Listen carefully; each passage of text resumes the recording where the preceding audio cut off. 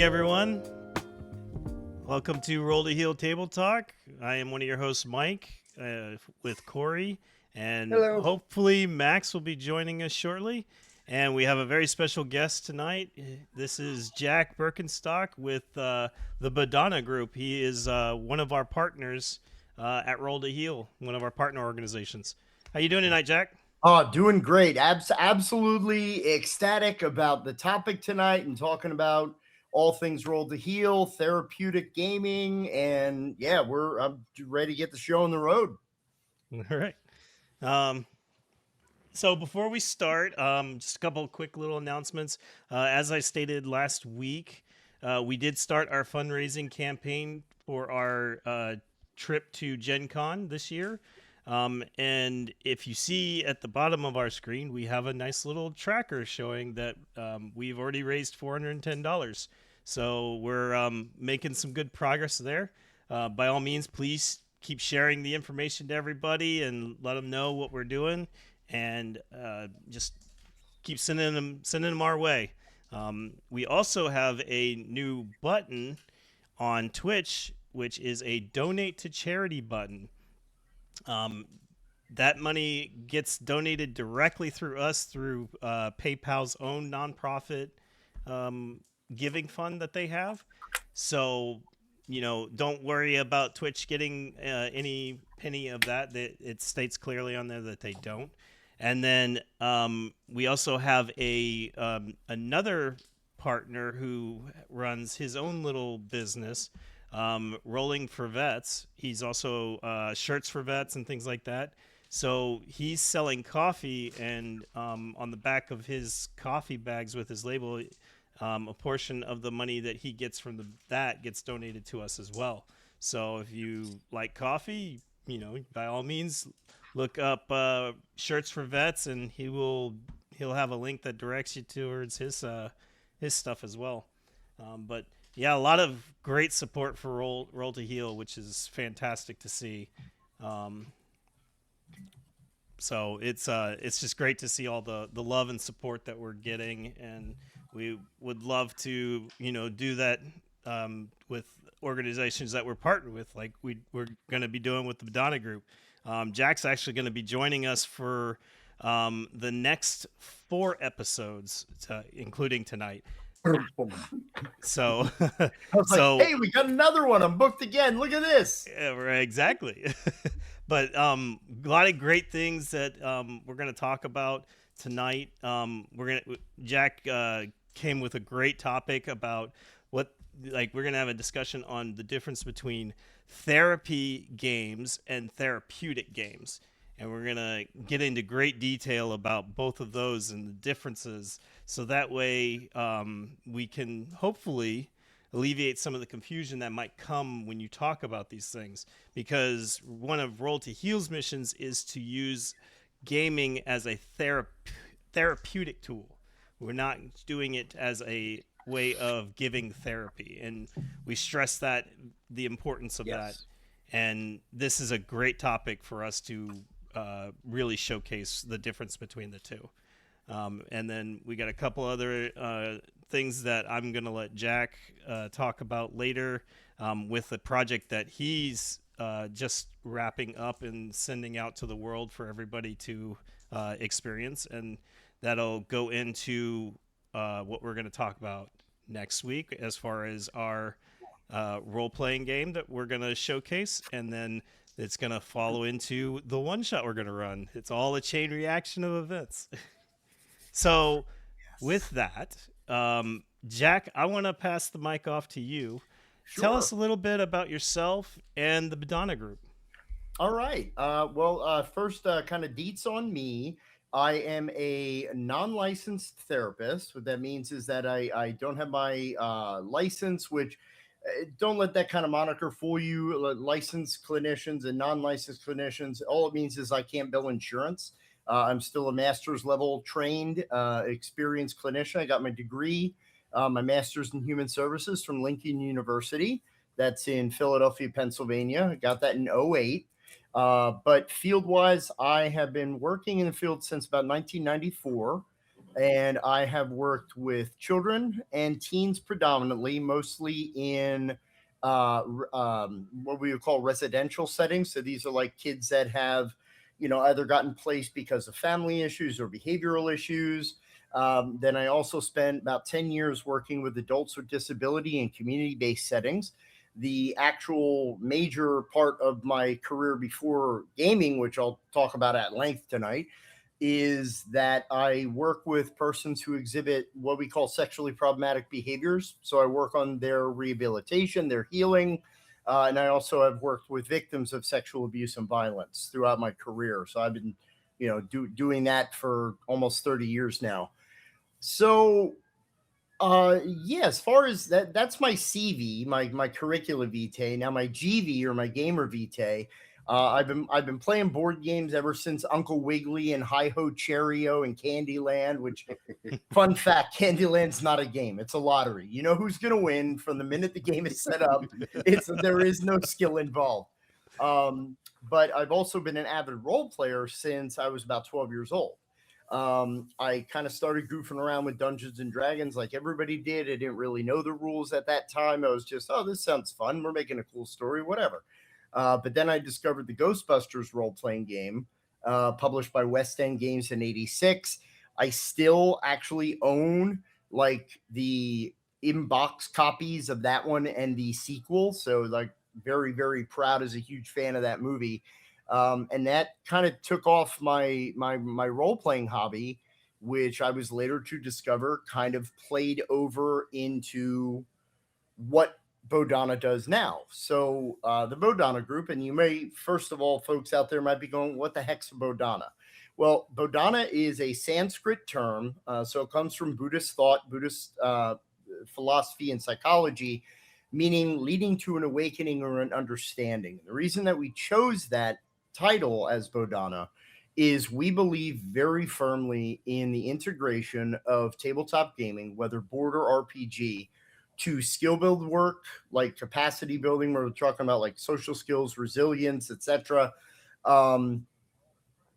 And we believe that by just playing games that naturally build these different skills, people can work on important clinical issues. They can work on just important behavioral issues and just life concerns, using the game as a way to access growth and change. So it's not, and I make this joke in every podcast I've ever been on. So it's just the whole like, you just slaughtered an entire orc village. How does it make you feel? No, that's not what we're talking about. We're talking about, you talk about a kid who has a lack of confidence or can't commit to making a decision. There's like 5 things right now that are endemic to our youth. One of them is decision making. One of them is social interaction, conflict resolution, resilience, and taking risks and taking chances. Like, our kids are virtually paralyzed right now. Part of that's pandemic, part of that is just, our generations. But we believe that by finding the right game for the right reason, we can help people work on those goals. So what we do is we run direct clinically therapeutic as well as direct therapeutically beneficial groups using role-playing games. And we mostly actually don't use mechanically complex games like D&D because I got a 2-hour session, 1 combat, that's my session. Like, it's just running combat. We also run a very robust training and consultation part of our company as well. Since 2017, we've been offering training for other professionals and organizations that want gaming-based programs and what they do, which is what kind of led us to Roll to Heal. In addition, we also speak at many conventions. We're going to be at Origins again this year. We were at PAX Unplugged last year. We've been to Gen Con in the past. And we speak at a lot of local events as well, just kind of, teaching parents, teaching teachers. So it's been one heck of a journey. We've been in operation since 2009. So we've been doing this for quite some time now. And I think the only other thing, because it'll be a nice little kind of tale to later, we also have recently published our own role-playing game, which is not a therapy game. but it is a game that has been set up that if you want to use gaming for intentional purposes, it has been designed to be more easily utilized and implemented for goal work. And that game is called Branch Riders. And we're going to be talking a little bit about it tonight as kind of a teaser.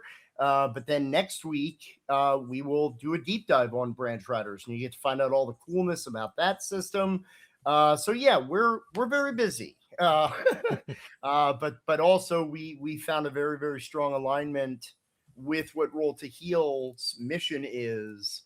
And I shared with the gang the first time that I met everybody. My father was a Vietnam veteran. He was on the USS Forrestal during Vietnam, and he himself suffered for many years with PTSD, and he was part of that, the silent generation. You don't talk about it, you don't open up about it, but and ironically, we were talking about MASH as we were doing our sound checks and everything, and that was one of the things that actually later in my dad's life got him to start talking about his experience during Vietnam and what happened to him when he was stationed on the Forrestal. So yeah, I think that's a good little intro there. Did I leave anything out important that the viewers might want? I think not one yet, thing. but I know there's questions coming. There's already one, but I'm gonna hold off on asking that. Just to real quickly kind of pile on what you already talked about with developing training, because you're actually working with us to develop a training. Yes. You don't need to go into like grand detail, but why don't you give a little like Cliff Notes version on what that is? Sure. Yeah. So one of the big important facets of any type of beneficial role playing, whether it's for therapy or therapeutic games, I see that, setting that up for later, is the idea that when we're doing this kind of engagement, we want to make sure that people around the table are comfortable, because one of the greatest benefits of this is that people are sharing in this social exercise, they're sharing in this recreational hobby, and that's developing bonds around the table. And the biggest thing that anyone will tell you when you're trying to prevent someone from arriving at a crisis moment, or someone who is having those kind of thoughts or urges or whatnot, is you want to encourage that person to open up. You want to encourage them to discuss, because the more you talk, the more the chance that you're going to get beneficial help in that regard. So one of the very big important factors is what we call safety tools. And safety tools in the gaming community kind of get a negative rap sometimes about being like fun police or whatnot. No, this is not about censorship. It's literally about, we're all here to have a good time. So there are tools that we can use around the table that engender people to be expressive, but also trauma is this weird thing. I often liken it to bloodborne pathogens training. You assume, right, that every blood is infected when you work with that material, or every material is infectious. In the same way, trauma, because of the numbers that we know, right? It's right now, I think the number is 1 in 6 boys before the age of 10 and 1 in 4 girls before the age of 10 has either been emotionally, physically, or sexually abused. So if we use that average and we just look at the fact that in the average gaming table is a table of 6, so you're talking at least 1, maybe 2 of the people at your table have trauma in their background. So we want to be cognizant and aware that we don't re-traumatize people, because these are our friends. These are the people that we're sharing these moments with. So it's not about, pardon me for saying it this way, but as you'll learn, I'm a very open speaker. It's not about your precious little story, okay? It's about the culture of the table and what we're all here to do. And part of that should not be edge lording and shock lording your players with your, oh my gosh, so, ripped from the headline story or whatever. It's about making sure that people are comfortable at the table and that we're sharing an experience where we're there to help each other. And safety tools are a great way. So what we're doing is we're designing a custom training with the mission of Roll to Heal in mind, to kind of introduce people to the use of safety tools, their benefits, and they're really not that hard to use. I actually use them not only in all of our professional settings, but I use them in all of my personal games as well, just because I want that kind of vibe at my table. So yes, Okay. that's been exciting. So Yeah, no, I've gotten to look at the slideshows that you put out, and it looks like it's going to be a pretty good presentation to sit in on, and I'm very interested to see the engagement that happens during it. it always starts a conversation. I've never done the training where people are like, oh yeah, okay, that's the thing. It's always, well, but wait a minute, what do you know? Well, and we'll talk about that in a little bit more detail as we get into the topic. Yeah. All right. So, question that was brought up when you were talking about the Bodhana Group, as far as difficulty with social interaction, decision making, or conflict resolution, which do you feel the younger generation struggles with the most? Oh my lord. Conflict resolution. I gotta say I agree. Conflict resolution, and here I am. Here I know I'm only 53, but maybe I'm broaching into boomer territory. But I think social media, online community, has a lot to do with conflict resolution because I can just block you. Like I don't have to work on a breach. I don't have to work on some type of line that was crossed within our relationship. But then you blend with that a lot of kids also have difficulty with emotional expression and emotional identification. We don't really teach feel the feelings. You know what I mean? So when you have something that's uncomfortable, like I've met even a lot of like 20-year-olds who are like, I just can't. And I was like, I'm sorry, Gen X kid, but I never grew up in that era where it's I just can't today. It's no, I have to today. I have to. Yep. Yeah, so I have to figure out a way around this or through this, and part of that is repairing whatever kind of breach was there. And I found that a lot of our kids, they are very avoidant of any type of management of conflict. We had an argument, I'm just going to write that person off and never talk to them again. It was like, oh my god, like no, that's horrible. Like what happens when Well, there's also the sorry to cut you off, but there's also go ahead. The internet as a whole. Like you did stuff because I know I did stuff that nobody's ever going to know about. Oh, so there's absolutely. That fear looking down upon you. Kids can't go build a bike ramp in a backyard, break an arm, and say I fell out of a tree. Yeah, as their buddies dismantle the bike ramp. Yeah, there'll be like a 5-point county investigation, and you'll next thing you know, you'll have an auto-tune video about your broken arm or something. There's always someone recording. Yep, always. And I know just having younger ones they know that. Yeah, how I couldn't even fathom growing up knowing that was there. Well, and even the whole idea of like we talk about the process of debrief. It's a very common thing when like kids have a behavioral intervention or something at school, they've had a fight or whatever. And it's even the act of that is just a rehashing of what the incident was, which just gets everybody pissed again. So like the actual talk of processing through and like share what you're feeling, no judgment between the two, like that I think is probably the biggest part of the whole endemic is, but my feelings, this phrase, and I'm not devaluing this, the whole people, well, I'm just speaking my truth. Okay, but speaking your truth means that people still have opinions about that. You don't get to speak in a vacuum in real life like you would in an online community where I can just, I mean, I how many discussions did I have this week, in response to friends of mine about, the No Kings March and stuff like that, where it's like, everything is immediate vitriol. There's no balance anymore. No, or it doesn't seem to be. It's always, well, you're either right or you're wrong, and there's nothing in between. And the more years on this planet you get going on this rock, I mean, everything can be answered with, well, it depends.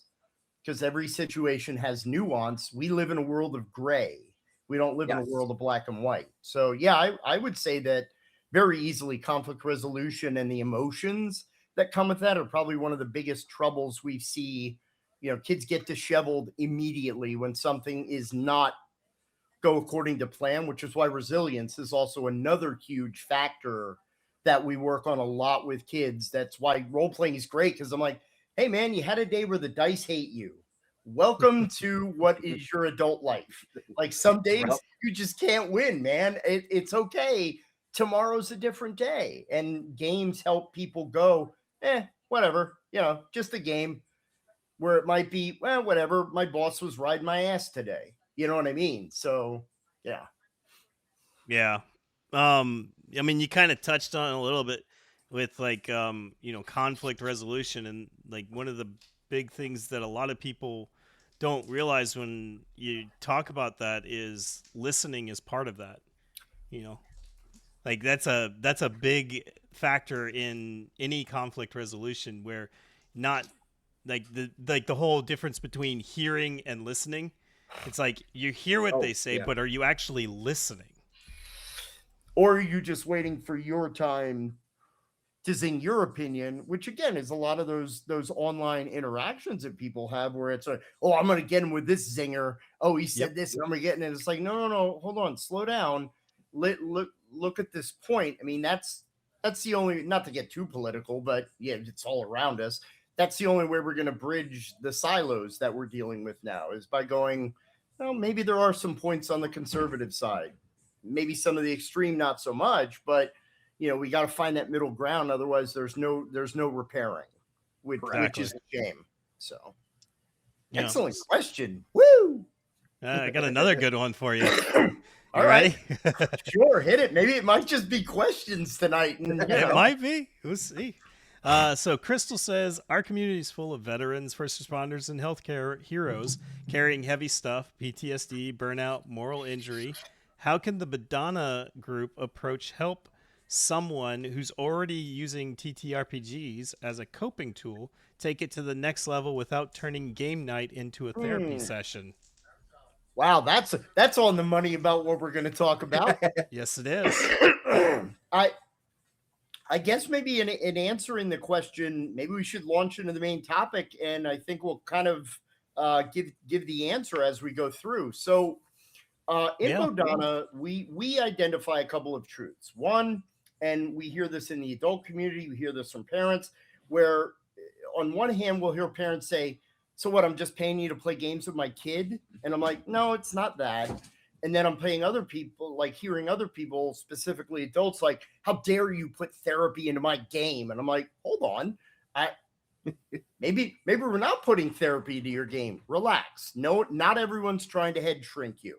Okay. That I think is what people's fear is, because they're still, and I know this exists just from friends that I have, that, there is a stigma to mental health treatment in general.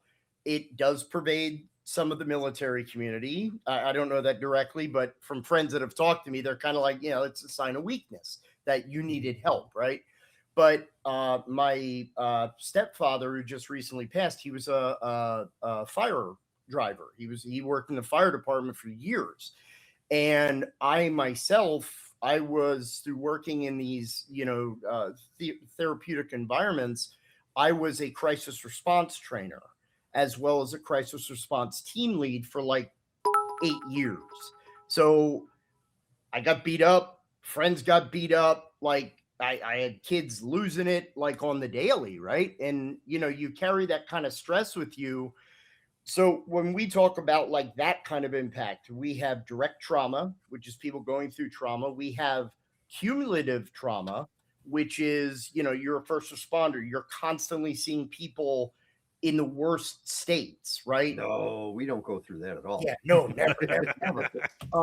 And then you're also talking about vicarious trauma, which is, as a therapist, even, I cannot avoid hearing stories about people who have gone through many, many different things. So again, trauma's there, trauma exists. We've all witnessed it, experienced it. So that portion of people who, like, it's like being an actor where you always have to be on, right? Mm-hmm. It's like a performer. Yep. When you can't, like, oh my God, it's another accident. Look at that guy's spine. Like, you can't immediately break down every time something chaotic happens. But your cortisol is still rising. Your amygdala is still going like bing, bing, bing. We've got a problem right here. And your body and your mind and your soul are having that reaction. I mean, I did 30 years working with sexually problematic behaviors. That changes your worldview, because I can have only to imagine. yeah, I have to accept, to do that kind of work, that happens in a world where most people would like to pretend it doesn't. Mm-hmm. There's reality there, right? So first and foremost, then, so we're going to kind of dial it back. I go on a little bit of an ADHD rant to get to the point. So when we talk about therapy versus therapeutic, there's some very clear delineations. First of all, the word therapeutic in and of itself is beneficial or helpful. So a vacation is therapeutic. Getting together on Friday night to play cards with your buddies, whether it's magic or poker or whatever, that's therapeutic, right? Having a day off is therapeutic. Why? It's helpful, it's beneficial, it balances that paradigm when we deal with having to look at things that are traumatic or negative or bad. Look at our world right now. You know, I do like 80% less Facebooking than I did 2 years ago. There's a lot of reasons why, because your brain needs a break. So by doing that, you're able to say that, okay, my job as a first responder, my job as, someone in a military, service or operation, I'm seeing the world like this, and the world is messed up in those quadrants, right? So I need almost something to counterbalance that is more relaxing and more therapeutic and more beneficial, that isn't all of what I deal with over on this side, so that we can have that, again, balance as a theme, I guess, tonight, where you're able to say, well, maybe the whole world doesn't suck, right? It's if you ever read, there's a wonderful book by, I believe his name is Cutler, and he wrote it with the Dalai Lama. It's called The Art of Happiness in a Troubled World. And they actually have done studies where charitable acts, like acts of giving, acts of benefit, acts of kindness, outweigh acts of criminal by like 1,200 to 1. The problem is charity don't make the news, because charity doesn't sell security systems. And again, that's not me being paranoid. That's legit. Like, that your world's dangerous. You need this to be safe, My son flat out, he looked at me and my wife, I don't know, 3 weeks ago. Can you turn the news off in the morning? Like, can we just Google the weather? Like, there was still snow flying, like, school closed reports where the kids should be wanting to watch the news. And it's right. Like, Dad, I'm sick of this. Sorry about the language. I'm sick of this shit, Dad. And it came out just like that. And it's, you got a valid point, bud. Click. Yep. Yeah. And knowing those realities that we deal with on a very consistent basis, it takes me back to an original Star Trek series, or is the more complex the mind, the greater the need for the simplicity of play. So that's one of the prime reasons why this works just on its head, is we need play. And even animals, like there's this wonderful YouTube video that I remember from a couple of years ago, where it's like this crane who gets a golf ball, and he finds his golf ball, and the crane just bounces it on the ground, and it's just bouncing up and down. And this crane's going nuts with joy. And people are like, well, what is that instinctually? You just need to calm down. You just need to relax. Like, he was just playing because play is primal, right? And that's one of the reasons why just the recreational nature of the hobby gets you outside of yourself. It gets you outside of the normal everyday, where you're right. Like, every day seeing the same thing, like literally it's, well, what the hell happened now? Right? That's our question every day, where it used to be like, hey, what cool things might happen today? Nope, it's what's going to suck today, right? So when we talk then about therapeutic versus therapy, so therapeutic is beneficial. So, me playing in a Call of Cthulhu game, a D&D game, or whatever role-playing game I'm playing, or board game, that's 6 hours that I don't have to be Jack the therapist. That's 6 hours that I'm not on my phone because I'm in the middle of the game. It's escape, right? Which is helpful. ironically, back towards the satanic panic, escape was like, it was all negative, that we weren't like clicked in at every one time. It's weird how the pendulum swings, right? So when we talk about then a therapy game engagement, now therapy is a very fine prescripted process where you have an identified goal or an area that you are working on. Under the guidance of a trained, experienced professional, you work on that goal specifically. So I run many social skills groups for kids, and I tell people all the time, that's not a clinical group. And they go, but you're a therapist. I go, yeah, but I'm not working specifically on anxiety or depression. That's like ADHD support. It's kind of like life coaching to a degree, where it's okay, so we're going to play a game and there's going to be conflict in this game. So naturally, that kid is learning how to manage conflict because the game contains conflict, right? Mm-hmm. When you're doing it clinically, we even in our because I mean, if anybody out there is a a professional therapist, social worker, educator, what have you, we actually have a 16-week intensive training course to train professionals specifically on role-playing games. And one of the things that we always espouse in that is that before we even think about a game, we have to think about, well, what does the client's diagnosis? What is the problem? So as a therapist, what process would I be using with this client? Am I going to use cognitive behavioral therapy, dialectical behavioral therapy, rational emotive behavioral therapy, like any alphabet soup that you want here? Then I go, is this person appropriate for gaming? Before I even think of like, oh, it's D&D and it's cool. A lot of people are like, well, this is easy. I'm a dungeon master. I'm a therapist. I'll just slot the two together and Bob's your uncle. And I'm like, hold on. We've learned a lot in the 10 plus years that we've been doing this. And the first question is, not everyone's going to benefit by this because some people just want to play. That's not what we do. We play with purpose. We play with the goal in mind. We review goals before each session so everybody knows what the group is working on. Bringing pandemic back for a sec, when we actually had a session right following pandemic, we had to switch our in-person groups to online groups, and we started new online groups because of the need. The first set of groups that we ran, it literally, there was no therapeutic goal work. It was just the kids wanted to talk about how much it sucked not being able to see their friends. And we even had kids in the group who were like, can we just play? And I go, okay, I get it, guys. We want to play. We want to relax. But some of the people in our group are hurting right now. And we want to make sure that they're taught. We'll have plenty of time to play. But we're here for a goal. And that goal is not just to play. And I think in the simplest way of answering that question, if it's therapeutic and beneficial, your goal is just to play and have fun. If it's clinical, we all know there is a target, there is a goal, and there is a process. I tell the kids all the time, we are utilizing practices from Buddhist psychology, which involves mindfulness and being aware of our body and its changes. So again, when we talk about safety tools later, so when you pause and use a safety tool from script change and you have now for discussion, we have a clinical breakdown. That's a clinical process because we have very clearly defined goals. Now, if someone in the group wants to make it about a therapy goal, you gotta police your table.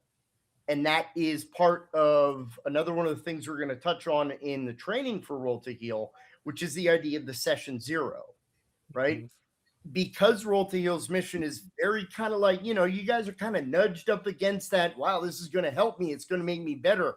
Hold on. Depends on a couple of things. One, the severity of whatever you're dealing with, because again, therapy needs to be from a trained, experienced professional who also gets supervision from other professionals in what they're doing. Like there's at least 3 other professionals that I speak with on a weekly basis, kind of like, hey, I had this weird client interaction. That's what therapists do. So I think the first thing is just if someone needs that, there are resources out there. I mean, obviously, I'm going to say Bodhana, we run groups, but there are other ways to get this type of help and support. And I would say that making sure that your table very clearly knows the boundary, that's not what we're here for. We're here to support you if you want that. We're here to support you if you need that, but we don't stock that in this store. Do you know what did that make sense as an answer? Yes. Yeah. So, while you were talking about that, particular thing came to mind. A couple weeks back, a topic that we talked about where we talked about a study, talked about the social aspect and how people who are socially awkward found that through role-playing games that it helped them build the confidence and the social skills to develop and be more communicative in a social environment. And it got me thinking when you were talking about the therapeutic versus therapy. Is it possible that a therapeutic game can have a passive therapy in that aspect, as far as like social, and if there are any other possible I don't want to say ailments, but challenges that could develop and be a positive?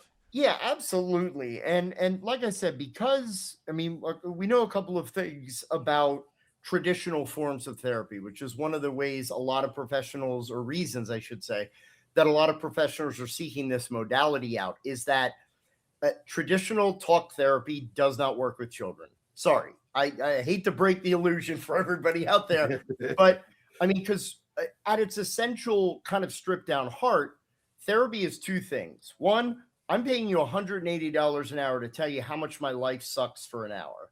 Woo, that's fun, right? Now, on the serious tip, therapy is then also about getting support, finding ways to manage this. But even then, therapy doesn't happen in that session. Therapy is my therapist talks to me about something. I go out, I live my life, I do my thing, and a situation happens that kind of resonates with one of the topics or one of the behaviors or structures that we talked about. And I go, oh crap, this is one of those moments where I can make a different choice. That's therapy. Therapy is taking the talk, taking the techniques, all those things that we learn. Like, therapy doesn't happen in a therapy session. Therapy is the process of changing a client, supported by intervention strategies and support of a clinician.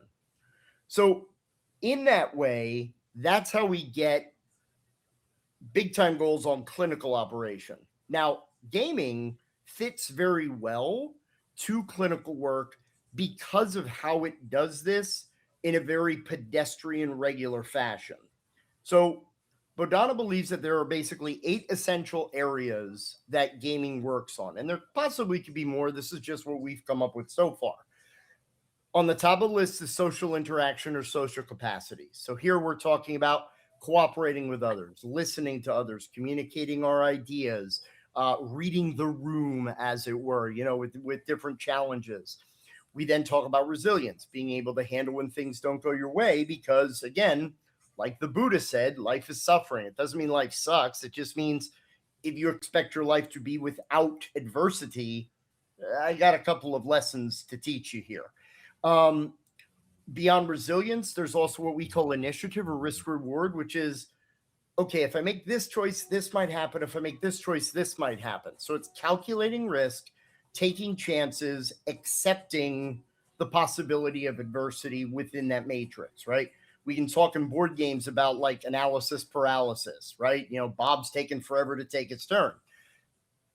Games can help with that because, yeah, I may have a plan, but Mike may thwart me on turn 3. And I'm like, gosh, damn, I was going to do this thing, but okay, good play, Mike, right? Then we also have empathy or perspective taking, which is a little bit more present in role playing, where meeting NPCs who demonstrate different personalities or different behaviors, we now get exposure to other ways of looking at problems. You're also playing a different character that is not you. So these are just a couple of examples. I mean, we could talk about critical thinking, creative thinking, problem solving, all of these things are integral to the role-playing and board gaming hobby so well that in the case of board game groups that we run with kids, all we do is just say, okay, mom and dad, what do you want, Johnny to learn? They give us the list of what skills they want, and we go, okay, what games are going to replicate those skills by playing that will allow them, we don't start the group going, today we're going to play Azul, which is going to help you with your critical skills, your problem solving. Like, we don't know, that's boring. We've already lost the kid. We pick the right game for the right reason, then we monitor the child for changes in behavior based along that line. So when we talk then about is there skill transfer that happens naturally as a result of this? Absolutely. Because games have always been actually one of the coolest things, if y'all want to look this up online, Benjamin Franklin wrote a series of essays about chess. And it's interesting that when he wrote them, he wasn't writing about like the strategy and the blah, blah. I mean, obviously the brain development, but he was also talking about the character chess develops, about being able to understand that your ideas and thoughts are not always going to come out the way that you wanted. Like Ben Franklin was setting the terms of this whole conversation we're having all the way back then, right? And you can find these online. They're openly available and free for people to read. So we've known forever about the benefits of gaming. Gaming has been in our culture since like 5000 BC. There are Egyptian board games that we've unearthed. There's the game of Ur. Backgammon has been with us, I think, for at least over 2,000 years at this point. Yeah. So, gaming has always been that. It's just, I think that now we have the benefit of a gamer culture that is more than just roll and go, right? I mean, you could talk about a game like Sorry. Sorry is a pretty simple game, right? But it teaches resilience. It teaches kind of going with the flow because you got your plans, but, sorry. Yeah, exactly. It literally is one of the first take that games ever. Hell, even Monopoly, one of their grandest, like, what, Monopoly, blah, blah, blah. It's ironic that Fidel Castro banned Monopoly in Cuba because he thought it celebrated capitalism. The original point of Monopoly, designed as the landlord's game in the early 20th century, was to show you how capitalism is broken and how if you don't start with money, you're not going to end up with money. And then, they bought the patent out from the lady who designed it for like $50 and then they made millions. Boy, does that not scream of like the whole point of her game from the beginning, right? Yep. So even then, people were using games to teach and educate and develop people. So it's all about knowing the intention, and God, part of me hesitates to say this phrase, and stay in your lane. So on one hand, as a GM, even if you are like, I'm a therapist, I play fun D&D games, but there have been games where people have brought stuff to the table and I'm like, dude, I think you need to see a therapist or a counselor or something. That's not here. I get that's something you want to work on, and I'm a therapist, but you know what? I'm your friend. It's unethical for me to treat you. And you know that it's hard for working professionals to turn that stuff off.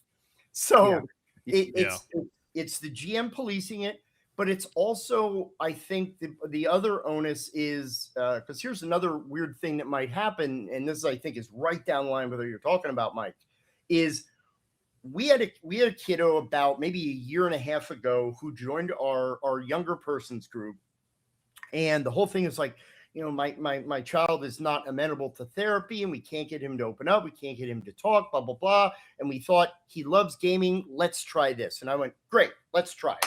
Bang. So we did about maybe 3 or 4 months of sessions, and the parents called and they said, hey, I think we're going to stop services. And immediately I was like, oh my God, is everything okay? And they go like, actually, everything is perfect. And I was like, okay, I'm a little confused. So he's not coming back. And they said, he said that through role playing and opening up and talking with people in the group, he'd like to see a regular therapist for one-to-one sessions. And I went, oh, okay. That wasn't my plan at all. But because he was communicating with other people in a group setting. He got more comfortable and confident making decisions and taking responsibility for those. He was put more at ease just through the simple interaction of play to want to see a regular therapist for his concerns. So mission accomplished, even though that was not the stated mission. And I think it's another example of how naturally and organically this can be helpful and beneficial. Now, like I said, the other onus of responsibility is on a player. It's unfair. I understand. You want to bring your closest stuff to people you trust. So I think that a player wants to take it and make it therapy or make it more intentional therapeutic at the table. That is very understandable, that you want to share this stuff with people that you know. Just remember, that's not the place for it. And I mean, talk to these folks about, hey, I really wanted to work on some more kind of goals. So maybe your friend would be like, hey, why don't you think about a therapist? I know some people who know some people, you know what I mean? So to me, it's always, I mean, everything in its life is about boundaries. But I think with policing, what you do at the table and what the intention is, it is a lot about safeguarding it, because we want to make sure, one, oh, I know my buddy. I can, introduce these elements. You don't know if you're going to trigger that person. You don't know if you're going to hurt that person. Even well-intending therapists on occasion cross a line that needs to be pulled back. But if you're not trained, and even if you are trained, your Friday night game group ain't your therapy group. That's your friends group. You are there to play as well as they are there to play. So I think that answers that question. What do you think? Yeah, I'd say so. Yeah. I think and we have 8 more questions. Not yet, but I'm sure that they're coming. I think something too to kind of stress about when you're talking about DMing a game is don't let the idea of worrying about making a game a therapy game if you're just doing it for therapeutic recreational use. I think that's a good point to stress when it comes to, oh man, I don't want to turn this into a therapy session, so I'm gonna not do XYZ because I don't want that to come up. Yeah, which again is why safety tools are there. Yep. Because that way, if someone does have some kind of reaction, because I know that early in our chats, we talked about, one of the original theories, truth be told, I've worked with sexual abuse and trauma, sexual, PTSD and such. I don't have any experience working with combat-induced PTSD. I mean, I have some experience like with technically first responder thing. It's not in any way the same realm of like an EMT or a medical responder, but I know what crisis is and I know how to manage crisis.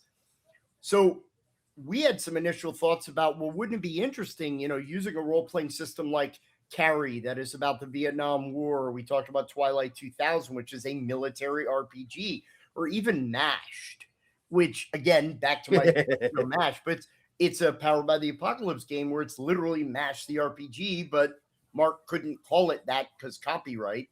Could it be an interesting thing in a therapeutic setting to present, well, this is a fake, quote unquote, combat situation? But I mean, we know, we were just talking about, like Masters of Show talked about so many deep things of like, patients losing limbs and, people, doctors being just like, oh my God, I'm working on kids all day. Like, can you use something like that fictionalized? And people are like, that's a great theory. You should run a group. And I said, no, I shouldn't.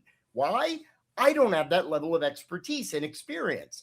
Even as a trained, experienced therapist, I could hurt somebody because I don't know what that's like for someone who has experienced something in combat, right?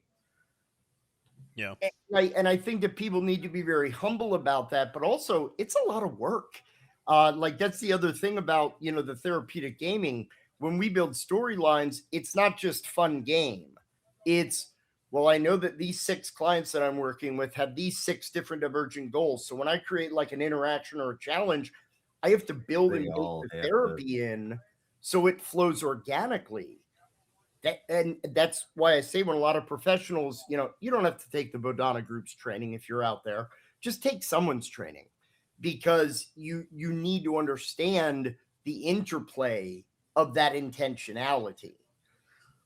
Now, does that mean that maybe like familiar themes cannot come up? Because this might be a question some folks might answer like, well, we're all in the military or have military experience. So what if we are replicating like something that was reminding us of something that happened in combat?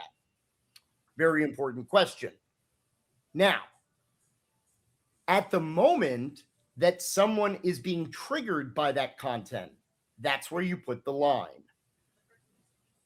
You may not always know that line going into it, because sometimes people don't know their own lines, especially if they're not used to talking about this and that emotional reaction that you have. So again, that's why safety tools are important. They enable someone who doesn't have a voice to have a mechanism by which they could say, too close, man. This was like a mission that I went on. Wait, too much, too close, too far. Everybody agree we're not going to go there? Cool. Bang. Let's rewind, do something different. Why? Because the table needs that, and the players around the table, that if they're your friends, you should not want to hurt these people, intentionally or otherwise. Okay. Before you jump to crystals, I got a question. Go for it. Because I thought of it as you were discussing. So earlier today, I was on my way to training this morning. I had to re-up one of my certificates for my EMT. I ran an EMT call in my head. Max, you know about Hungry Hippos. That he knows the call. I had to download the call on somebody. Max caught it. Now it's part of dealing with that call. It was a bad call. How do I, as a player / a GM, deal with that later tonight in the game? Like, how do I, as a DM, I got somebody that had that happen today. Right. They relived a bad day. And hey, I had this call, but me as the DM, I don't know anything about the call. Like, do I ask them? Do I pull some stuff like, okay, our standard rules have changed. How have they changed? What do I need to steer away from? Is it just no, it would all depend. Like, if someone is sharing, man, I had a bad call tonight, is it okay if I talk about it? There's nothing wrong with that, because that's also part of camaraderie, right? Yes. When we talk, not only in the SAVE training that is offered, but also in this training you're developing, it's very, liken it to, we're all getting ready to play poker on a Friday night. Everybody gets their cards. Man, my boss, I was ready to kick his ass this week, blah, blah, blah.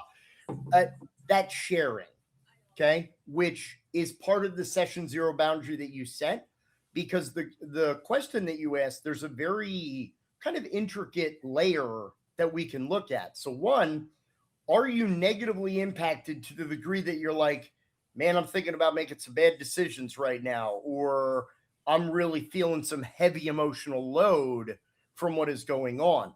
Now, if sharing about that, 2 things have to exist. 1, you're comfortable sharing it at the table with people.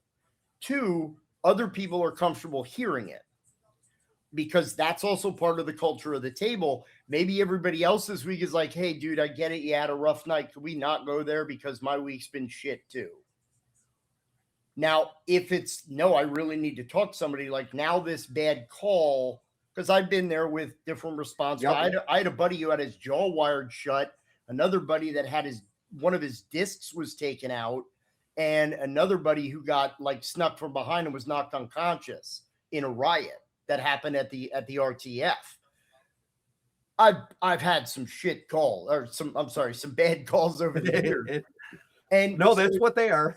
Yeah. So it's the idea of, if it's something that is intrusive and pervasive, part of that is knowing yourself and knowing, like, is this something that you get a bad fire call, something, somebody, you lose somebody on an EMT call, that's going to hang with you, right? Yeah.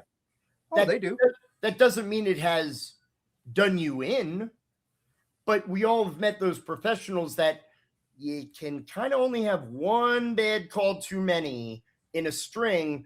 And that's when people talk about like the difference between vicarious trauma and burnout, which is totally different. Yes. Yeah. Burnout is, man, I need a weekend off and I'll be right as rain. Vicarious trauma is, I think I need to talk to somebody because now this is affecting my relationships. This is affecting away from the job. That's kind of the difference between burnout and trauma, right? So I would say that whether or not you want to talk to it, again, going back to intention, is the point to get it off your chest and maybe hear somebody else at the table go, been there, dude. Totally okay, provided the table is okay with it, because everybody's going to come to that table for a different reason. And you want to make sure that the group, it's that weird boundary, right? Of you want to be respectful of what everybody's bringing to the table.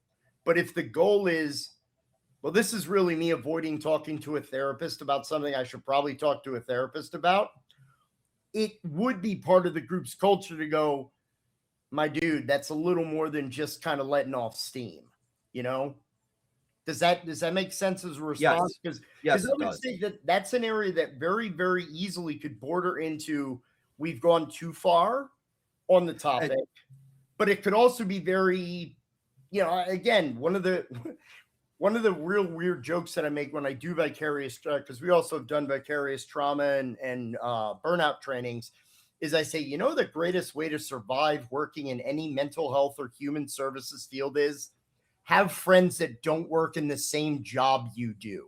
Yes. Because what happens when we go out and we hang out after work? We talk about work. Right. So it just reinforces all of those kind of negative schisms, right? Where if all I do is talk about work and then I go back to work and experience work and then come back and I'm stressed and those are my only friends who keep the crazy weird hours that I do, so we're talking about work. Then I'm never allowed to leave work mentally, which makes it more of an exasperating symptomology. And your dark humor only just gets darker. Oh yeah, it's fun.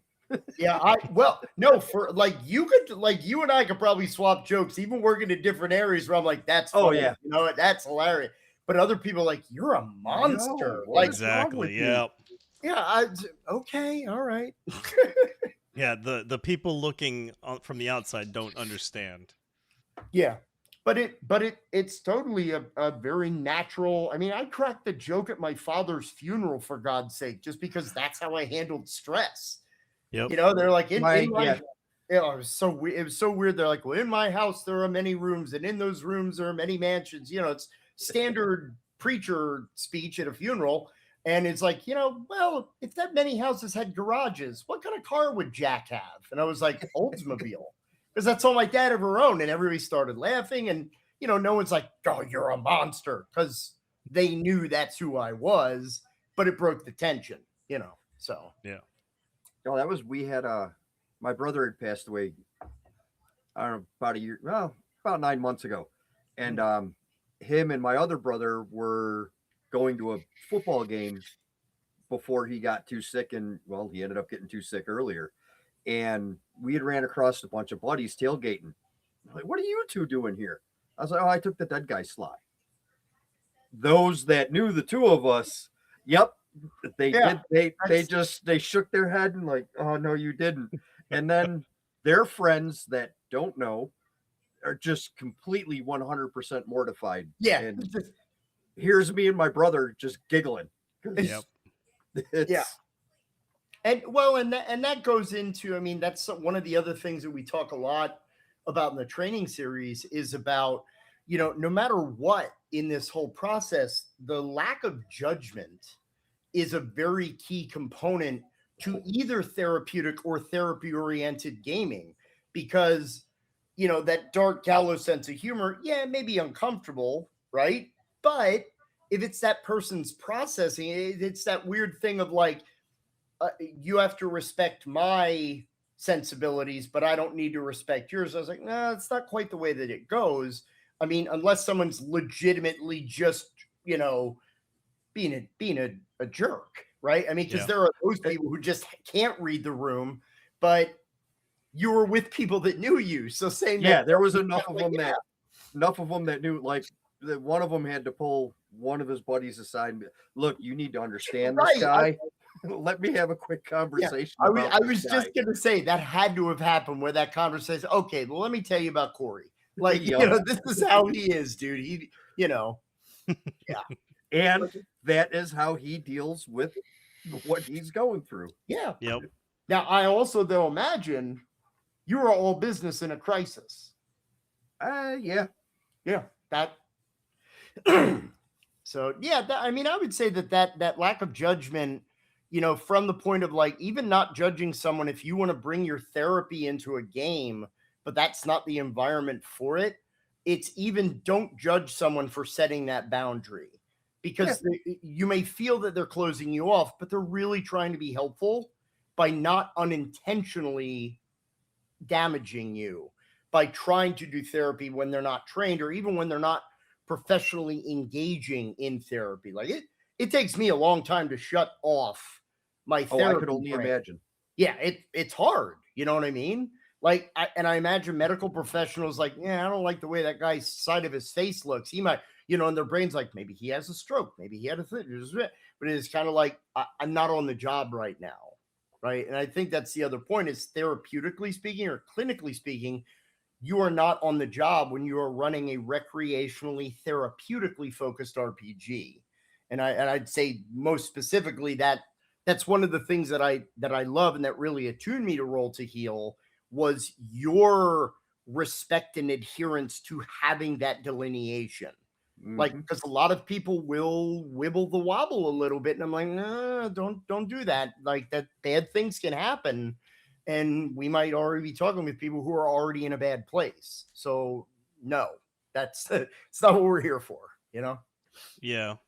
Like Chris asked this question in a previous podcast, which I didn't really think too much about until he asked it. He's like, usually when you go to like a new group, there's that awkward like moment where you're trying to get a feel for everybody and figure them out and everything. Yep. And he had asked me, he's like, when we started our first group with Roll to Heal, did you have that moment? And I honestly like look back at it and went, no, I didn't, because we're all from the same background. We all know what we're dealing with and, what we went through. So, that kind of went hand in hand with Roll to Heal and getting all the veterans, first responders, and healthcare workers together and say, this is a group for you to decompress, build camaraderie, build that community, make connections. And, it just kind of naturally progressed into what it is right now. And I can honestly see it progressing beyond that in the future. Like, hell, Corey's like a prime example. He was in Dallas a couple weekends ago. He actually showed up and we got to hang out. So it was great. Oh, that's awesome. Yeah, I'll say very firmly, like, most of my longtime friends in life are people I met at a game table. Like, and they're, and initially we only had that, only we're going to know about the adventures of blah, blah, blah and Shadowrun because we were in that campaign together. But eventually it's, I'm the best man at their wedding, or, I'm seeing the birth of their child and I'm someone's godfather now. Like, all these weird kind of things. Like gaming, it was like any other kind of life experience. I mean, you can include the military in this. If you weren't in it, right? Like, there is a, I can empathize to Heaven's Gate. I can empathize with what it might feel like to have been in a combat situation. I have no idea. It's based on movies, TV, conversations with my friends, documentaries, what have you. But that means that there's a certain level that I will never fully acclimate to understanding, but not that I can't have a pedestrian understanding of. which is why empathy is so important. Like I said, I mean, I had to, had friends that have performed CPR on kids. Yes. So can I empathize a little with what that's like for an EMT? Yeah. I've never done it myself. So I don't know what it's like to crack someone's chest when I'm doing compressions. I don't recommend it. That's not a good hobby. Right? That's what I'm saying. And it's those things where, and on one hand, like, you don't judge someone who's never had that experience. Nope. But I don't judge someone saying where you just won't understand, you weren't there. Because that's the other thing I see with people who are like, well, I've watched 3 Men Down or whatever. And I'm like, really, dude? Like, the ABC movie of the week, like, not the same. Even if it is ripped from the headlines and written from that person's perspective, it's still going to have a wash that they put on it based on their own experience. And it's about, like you said, understanding that experience, but also I think another kind of big thing, not that people shouldn't talk about their experience and find commonality, but I think one of the other healthy things they talk about in any kind of trauma recovery or PTSD treatment or whatever is, that is not all who you are. You are not just your trauma. Trauma happens in a person. It's not who the person is. You know what I mean? So I think also setting up those boundaries is very helpful in terms of, can we develop a different connection to another person that isn't just, oh, you've had a crisis moment, I've had a crisis moment. We now have this together and that's all that we share. No, there's more to us as humans, but that's where the camaraderie comes in. That's where we're sharing this thing that we love and we're kind of getting outside of ourselves a little, because it's about balancing that worldview. You know what I mean? Yeah. So Crystal's asking, do you have or heard of a favorite moment when a player realized, whoa, this game just helped me with something real? Am I allowed to briefly swear? Yes. It is part of the story. So yes. One of the other things that Bodhana does is that for organizations that maybe don't have professionals that can run gaming, we've also been contracted to provide game-based services for other organizations and their clients. And we're running games for this relationship. It's about 10 years now that we've been working with them. It's a transitional age autism support population. So it's all kids who are going from the teen system to the adult system. So it's all about finding them jobs and getting them, housing and all that kind of, it's a very cool program.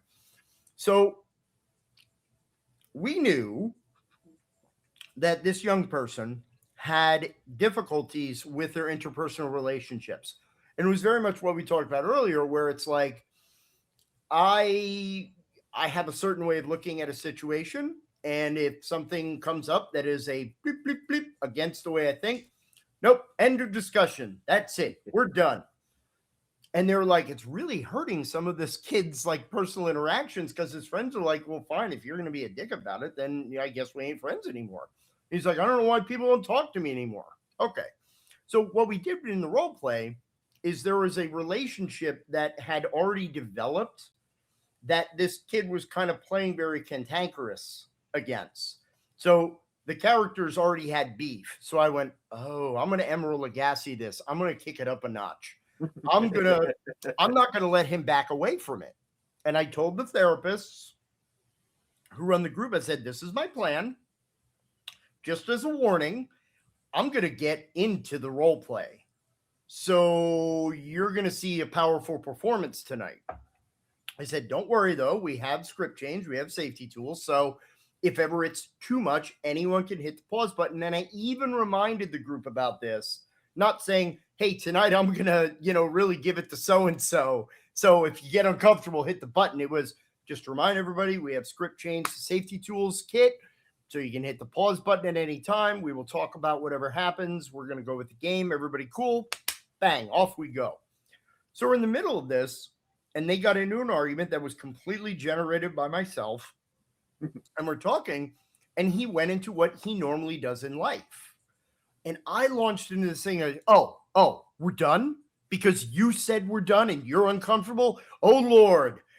Do I need to remind you that the universe doesn't have mattresses on every sidewalk, that you're never going to be able to fall comfortably every time someone hurts your precious little feelings because you can't help talking about something that makes you a little bit squicky, right? And I got heightened. He starts yelling back. I start yelling back. It's all in character work, right? Now, I sensed that the room was getting uncomfortable because everybody was like, you know, they're kind of like, what the hell is going on here? So I said, okay, I'm going to hit the pause button. So I was literally from like, rah, rah, rah, and we're going to hit the pause button.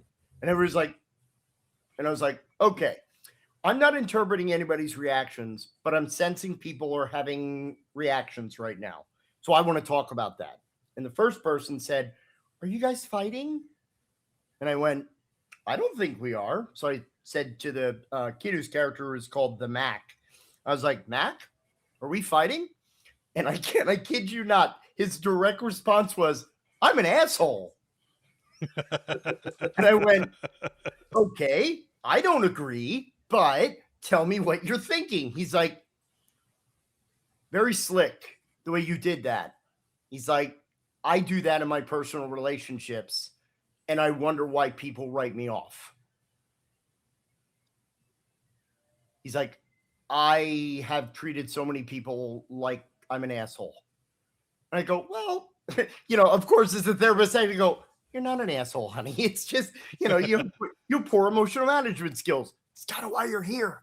But that was like a very powerful moment where he had this catharsis. And again, I didn't prompt that and tell him, hey, this is what we're going to be doing tonight. This is the engagement, blah, blah, blah. Did I structure the intervention based on I talk a lot in our trainings about the power of swerve. Now, recreationally, swerve is, yo, this is a great story beat. Yeah, let's keep up on this, right? With therapeutic and clinical gaming, the swerve is, ooh, there's a goal. Ooh, there's a goal. Ooh, the client just opened up a little bit more than they did before. Or, ooh, he's demonstrating exactly what we want him to talk about. I'm going to push that button a little bit, right? But that's probably one of my favorite stories to tell people, that he had this immediate catharsis in the middle of that role play where he realized what his behaviors were and how they were impacting his life. And I was like, well, that sounds like something you might want to talk about with your regular therapist. I was like, I think that's a great come to yourself moment. You know what I mean? But I think that the thing I love about it is we were engaged in the role play. We didn't have to call it out and script it out like you would in a normal, like, you know, therapeutic engagement. And we organically allowed that moment to happen. We didn't run away from the abreaction, but that's the difference between a clinical and a recreational, where if somebody's having that kind of reaction, I would never do that. Like we had a moment where we were playing Shadowrun and my whole story was a dog fighting ring. And my part of it was around the Michael Vick part, you know, when all that stuff was happening. So I was like, yeah, really rip it from the headlines. We're GMs. We steal all the time anyway. And I was running it. And one of the players was like, whoa, script change, boop, no animal stuff. And I was like, what? And she said, no animal. I was like, okay, what are we talking, like a line or a veil? Like, can it be mentioned at all in the world? Or would you just, we will pretend that in the world of Shadowrun, there is no animal abuse? She went, I like that one. And I went, cool, done. Okay. They now deal in illegals. Cool. They sell BTL chips. Is that cool with everybody? Cool, good. That's an example of a recreational where a boundary is set by a player. I didn't have to say, tell me about why you don't like animals being, you know, having abuse. You know, we didn't have to process that. It was literally just, this makes me uncomfortable at the table. I respected that, and I applied that boundary to everyone at the table, which is the other part of the game. I didn't have no ego about my story. Like I said, I just literally ripped it from a freaking newspaper headline that wasn't like my J.R.R. Tolkien plot or whatever. It was just a storyline, which is why those boundaries are important. And as a result, she felt more comfortable. She injected more in the story because she was listened to. She felt heard and respected for that perspective. It just made the culture of the table better. And that's one of the beauties of safety tools. So yeah, yeah, that actually that ties in greatly to a question that I was saving, where it was asked how you weave those therapeutic play while still keeping the fun and adventure front and center, and you pretty much just covered that quite well. Yeah, I mean the trick is I can't stop and like go to question number 34 in the anxiety workbook because it's going to seem inorganic and it's going to be very rehearsed, right? Like Yep. it's kind of like as a kid when you knew mom and dad were going to the you just need to be more responsible speech. You're like, oh god, here comes the lesson. You know, it's like the end 2 minutes of any He-Man cartoon. So that's the trick, and we talk about that in the training as well, where you need to have this balanced approach of you need to be a great storyteller, because one of the biggest ways that clinically minded RPG works is when people are in the story, they're immersed in their character, because I designed everything around your character doing stuff. So if you're not playing into your character and you're not into the story, I've already lost you. So I can get no work done. So I have to make it exciting and a good story. And sometimes that might be like specifically when we do 10 to 14-year-old groups, they need a lot more entertainment sometimes, because like adults and teens can be more, they can be more developed in their immersion and their role play. So you can go deeper typically with older kids and adults than you can with kids. So yeah, I might have to do like an hour worth is just chase scenes and battle scenes and just high energy stuff. You know, it's not a melodrama when I'm working with an 11-year-old for obvious reason. And part of that is the good GM style of knowing your audience, but it's also one of the reasons why in the Bodhana model, we typically run a 2-facilitator model. And usually what we'll do in that model is we have one person who is predominantly responsible for the story. Then we have another person who is more of an observer, who then might also, one of our big tricks is playing NPCs. So if I know a kid needs a little push to take risks, I'm going to make one of those kind of NPCs that's like, what's the matter, man? You chicken? You don't want to do it? What, are you afraid? Oh, come on. You know, whatever I need to make that NPC.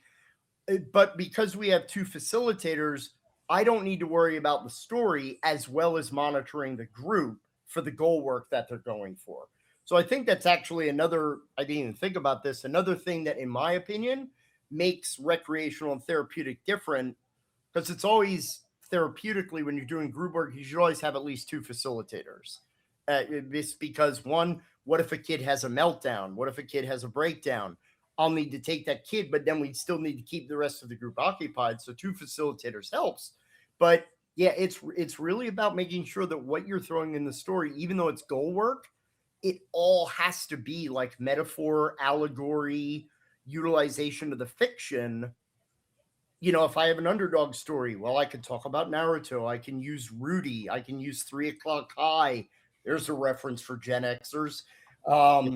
You know, that's why we beg, borrow, and steal, because we want the story to be powerful to allow the therapy to more naturally happen. That way it doesn't, quote unquote, feel like therapy, if that makes sense. It does. Do you find it, and I understand the value of the 2 facilitators. I'd have never in a million years thought of it until you said it tonight. I understand the value, especially when dealing with younger ones. Yeah. What about with adults? Is it now? I understand why there's 2, but like you said, you have to keep the game going. You have to keep the entertainment flowing. Mm-hmm. In a scenario with adults, can you? Okay, guys, we're shutting down for 20 minutes. Y'all go outside.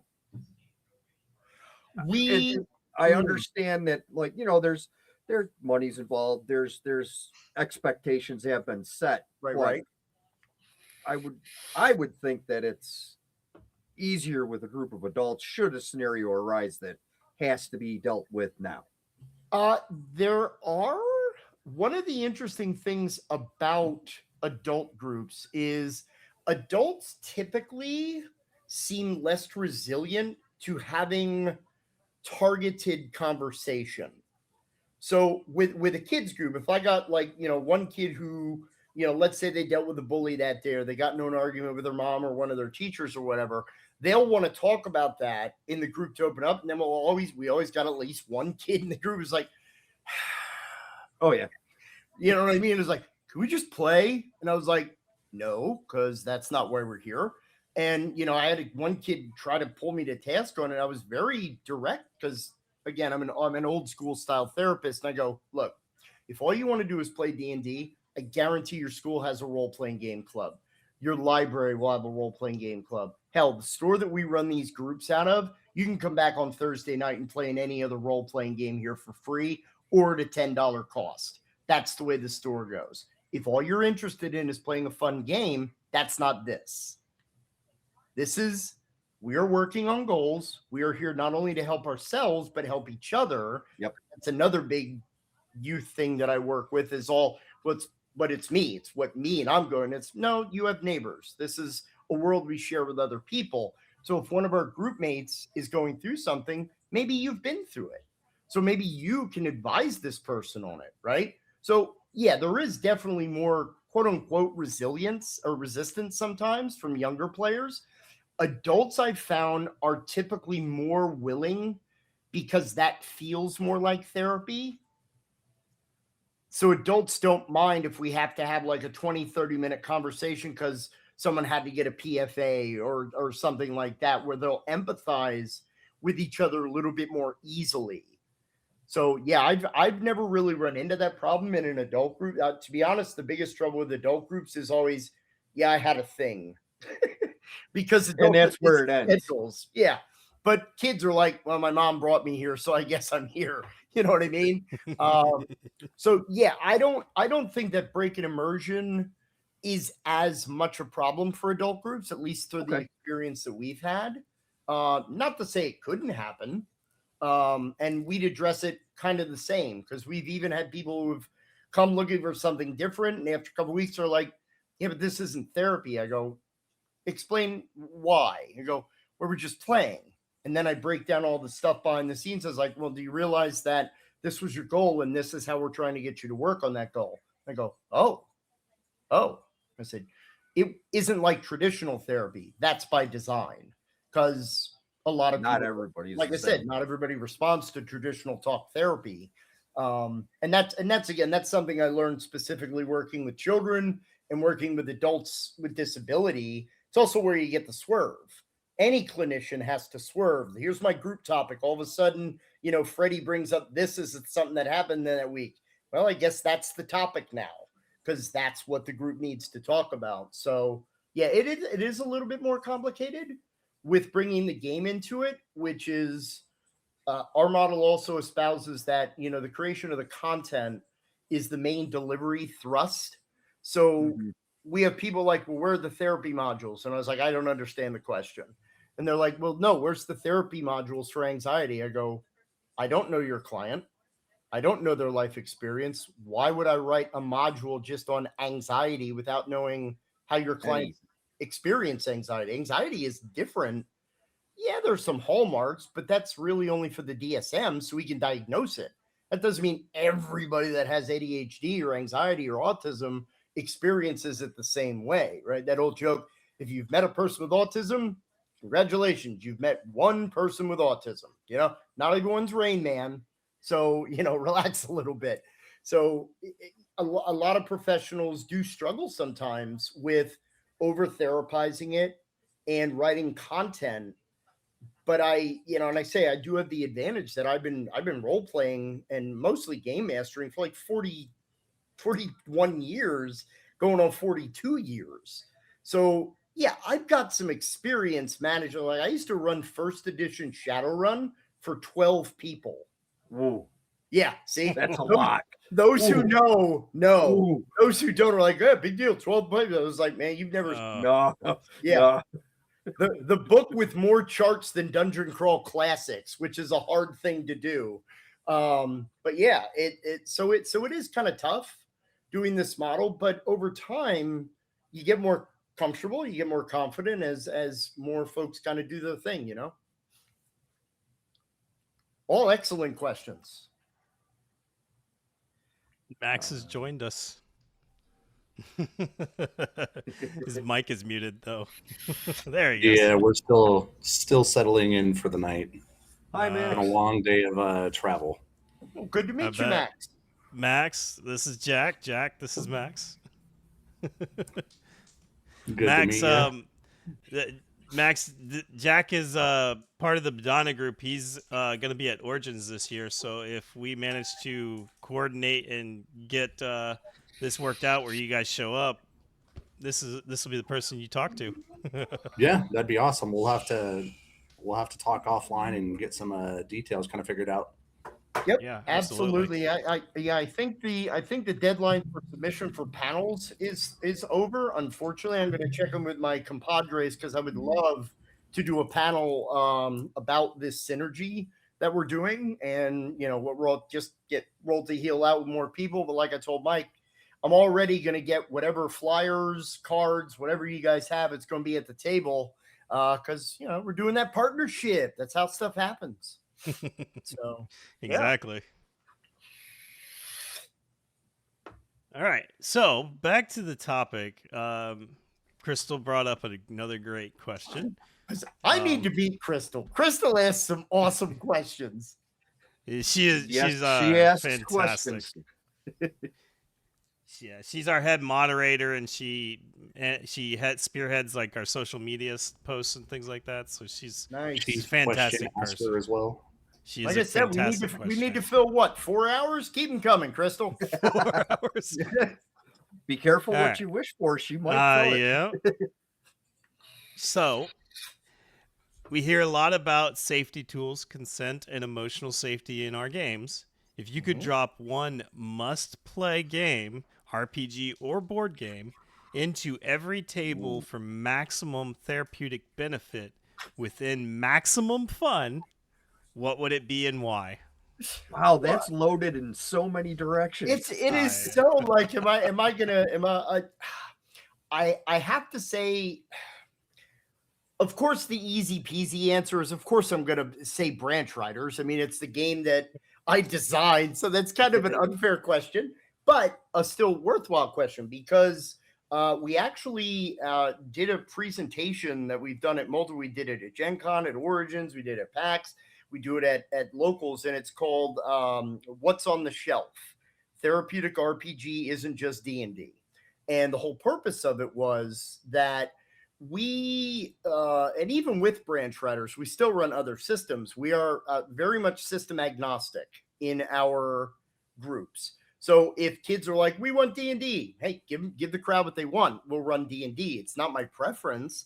I don't have anything against D&D. I played tons of it. It's just D&D is mechanically very complex, which takes a lot of time away from the therapeutic stuff because let's be honest, D&D is a combat simulator that people inject role-playing into to make it more fun if you're a theater kid.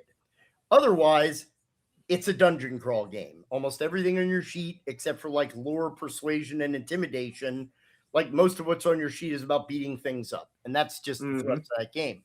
So in terms of what game would have the most therapeutic potential or benefit, it really depends on what it is that you're working on because different games will incorporate different environments or milieus that might be better suited to certain pieces of goal work. Now, with Branch Riders, of course, I'll recommend it because we've built different therapeutic pieces, and I don't want to gild the lily too much because then we won't have anything to talk about next week. But we've built so much in that has therapeutic underpinnings. That's why we don't refer to it as a therapy game, but it is a game that is more amenable to goal work. Now, let's just say that you are working on relationship building with a group. I would actually recommend Doug Lewandowski's Kids on Bikes series. Reason being, one of the things that system does exceptionally well that, I mean, there's other systems that similarly do like relationship questions. That's actually a big part of a lot of Power by the Apocalypse games like Dungeon World, Monster of the Week. You talk about the relationships between the characters, but One, the fact that you collaboratively work to create the town automatically sets the table up to be more collaborative and interactive because you're creating something together that you're then going to inhabit. So one, you're getting more group buy-in before you even touch the game, which is genius. Two, you have relationship questions. So it's, do I know you? Do I not know you? Do I know you well or do I know you not well? And then you roll randomly, and there might be a question like, what role did you play on the worst day of my character's life? When you have these questions, one, you're creating connections between players. So it isn't, you look like a stalwart adventurer at a tavern, somewhere in Faerun. Why don't we risk our lives together, even though I've never met you and have no reason to trust you? In this game, you come from a small town. Everybody knows or knows of each other. But those relationship questions also touch on deep interpersonal conflict, which every relationship incurs conflict. Whether it's you disagree over rice versus noodles for your dinner, or whether to go to Fort Lauderdale or Hawaii for vacation, right? Or I don't think that we should teach our kid this way. Conflict is a part of any kind of relationship. So I think that if social skills interaction, that's a great game that does a lot organically and naturally in the system. So on another pair, let's say that you also have kids that don't like fantasy. Well, D&D's out. So let's say they like sci-fi and your goal is conflict resolution. I would probably recommend the Doctor Who role-playing game.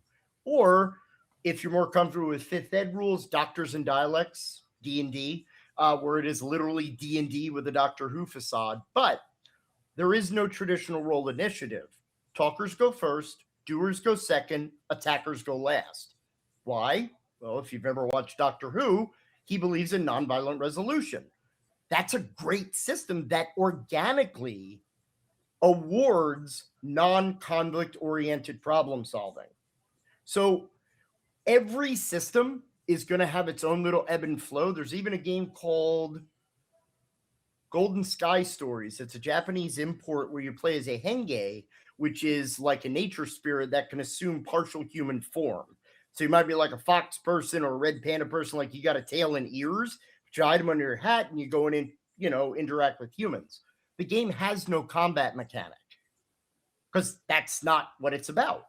So if you're talking nonviolent resolution, that's a great game because you can't fight.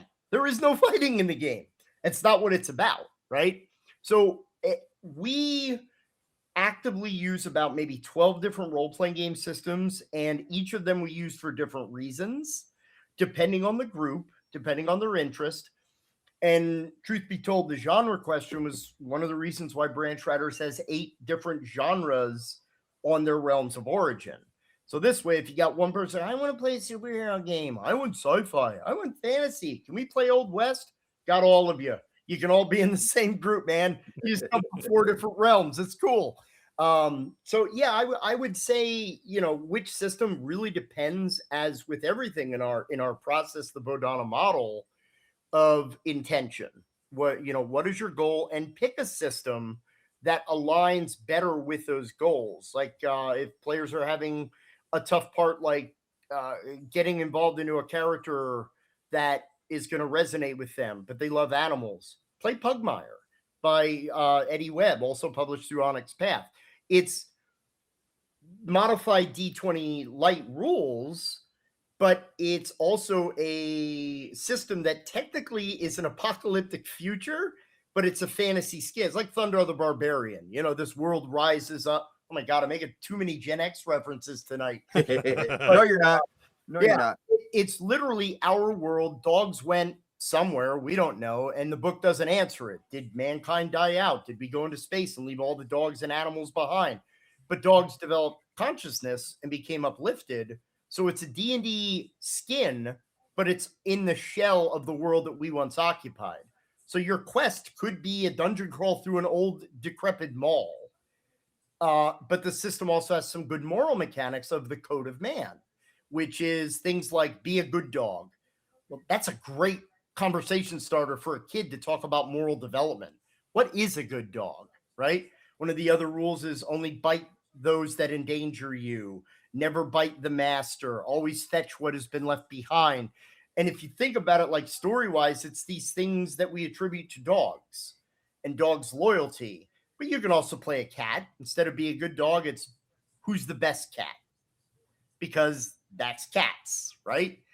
So yeah, the question of which game is the best is really, I'm not trying to sit in the fence with my response here, but it really depends on what your intention is, and don't be afraid to learn different games and other systems, because while everybody may be like only D&D, because that's all they know, we had one client when we switched from D&D to Kids on Bikes.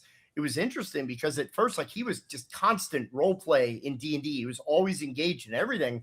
And we switched over to the system, and he was like bumping a log for at least 3 weeks. And we were like, dude, what's going on? He goes, I don't know what to do. And I go, what are you talking about? You were role playing for like 7 years. What do you mean you don't know what to do? And he goes, I look at my sheet and I don't know what to do. And I go, I get it. On a D&D sheet, your skills tell you what you can do. Do I investigate? Do I try to find lore? Do I persuade? Do I whatever? Kids on Bikes, I got 6 stats and a couple of powers. So when I say, what would you do? It's a lot more open-ended of a question. So it was a little difficult initially. So I said, this is immersion, brother. You're a 13-year-old child who lives in this town. What would that person do? Not what you would do. And that immersion then enabled us to add depth to his role play, which helped with some of his other goals and challenges that he had. So yeah, a different system can bring a lot of differences to your engagement. Yeah. You mentioned exploring other systems outside of D&D.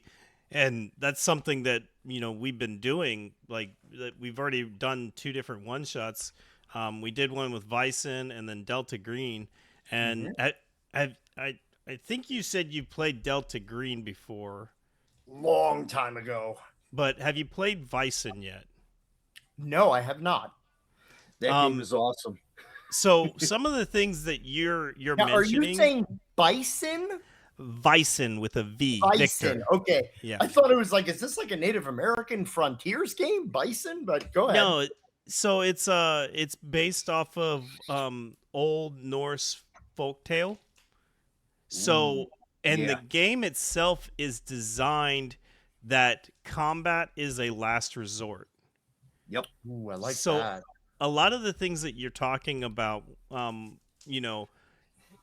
bonds and role play and like connections and problem solving, like Bison was checking all of those boxes when you were talking about it. So I wasn't sure if you had heard of that one yet or not. I mean, I know it's fairly new, like maybe a couple years old at this point. Okay.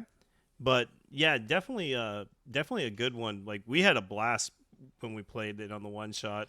Like, to Corey the point went out. that I ordered it. he bought all the books. I ordered it. I bought most of the books. If I don't get to play that at Roll to Heal, I will make friends of mine from the firehouse learn it. Somebody's going to learn how to play this game with me. What type of system is it? Is it like a D20 or? No, it's a D6 system. Nice. So like everything is based off of rolling a certain number of D6s, and you have to roll a 6 to succeed. And depending on the level of difficulty determines whether you need 1 6, 2 6s, or 3 6s.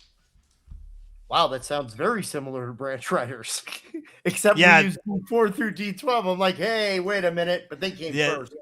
But that's the funny thing. When I was reading through Branch Riders, I was like, there's a lot of similarities between Bison and Branch Riders. So this is probably gonna be very easy for us to get into.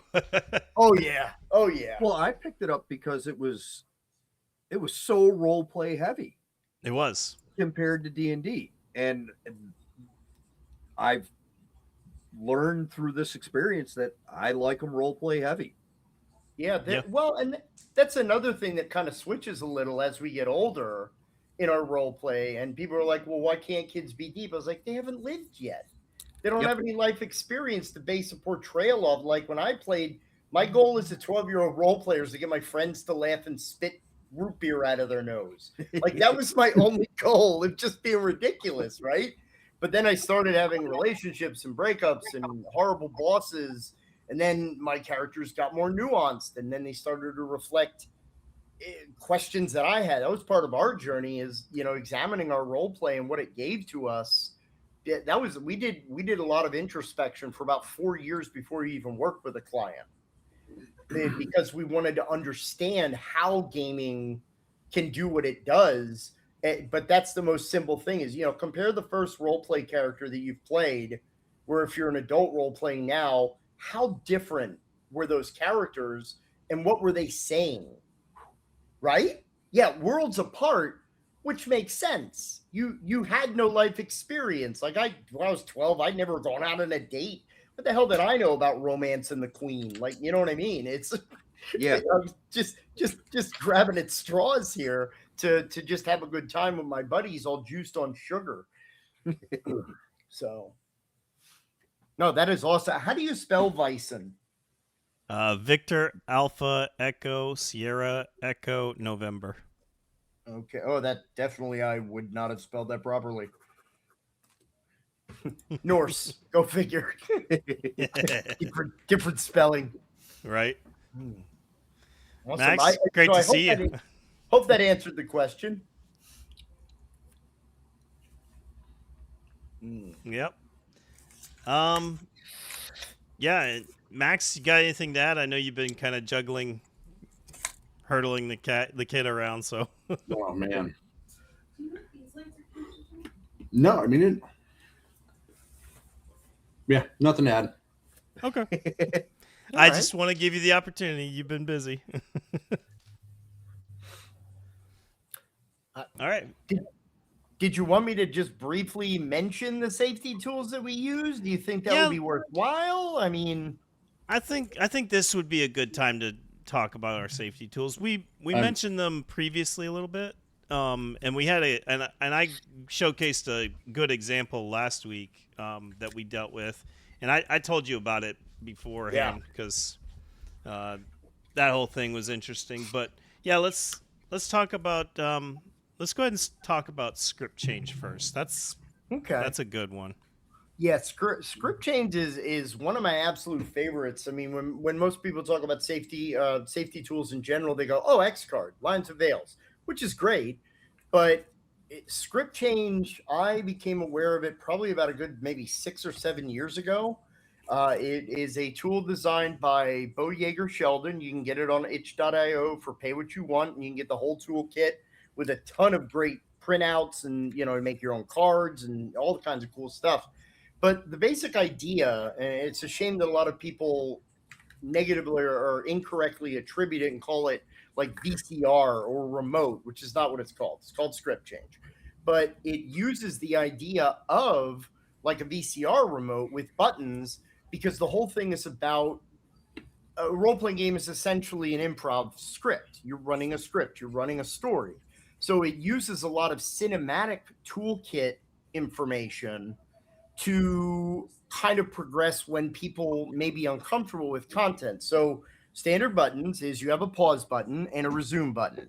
So that's when you need to like put a pause in the action. Someone's either like uncomfortable or they want to celebrate a moment. So it's also not just poo-pooing somebody's content, right? It's like, oh, that was cool. Pause. Can we do an instant replay? Which is another one of the buttons, right? Because it also might be, yo, Corey, you just dropped like 30 minutes of begat, thus begat lore. Could you like review the cliff notes on that in an instant replay so I can write all these names down, dude? So very helpful, right? Very, very operational. But then you have rewind, fast forward. So you can back up and go, no, my character, I made a mistake when I said that. You can fast forward in like, nah, this is a little too creepy for me, or can we just fast forward? This is going too slow.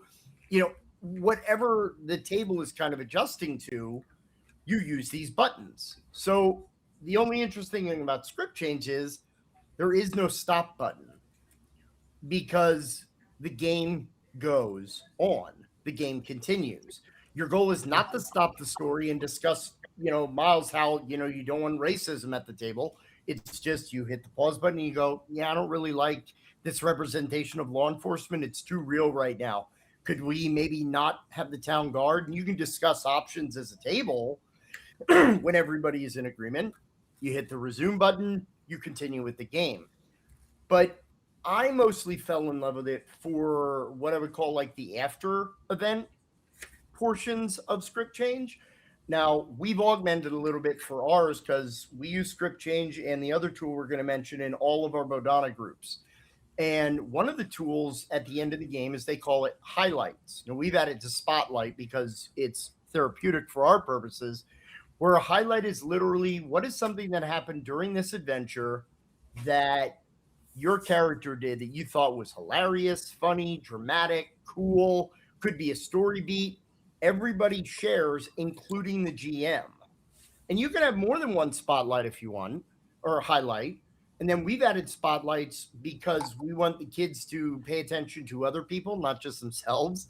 So a spotlight is something another player did that was awesome. Now, on the surface, people will be like, this doesn't sound like a safety tool. Well, of course, that's why the tool is awesome. It actually celebrates positivity around the table. So it's that, can we focus on what we want as opposed to making every discussion about what we don't want?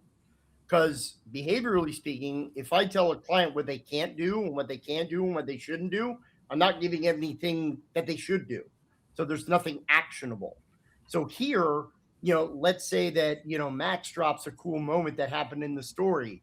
And I'm like, oh, that's what Max likes. So that kind of energy is something that as a GM, I want to bring more into the campaign.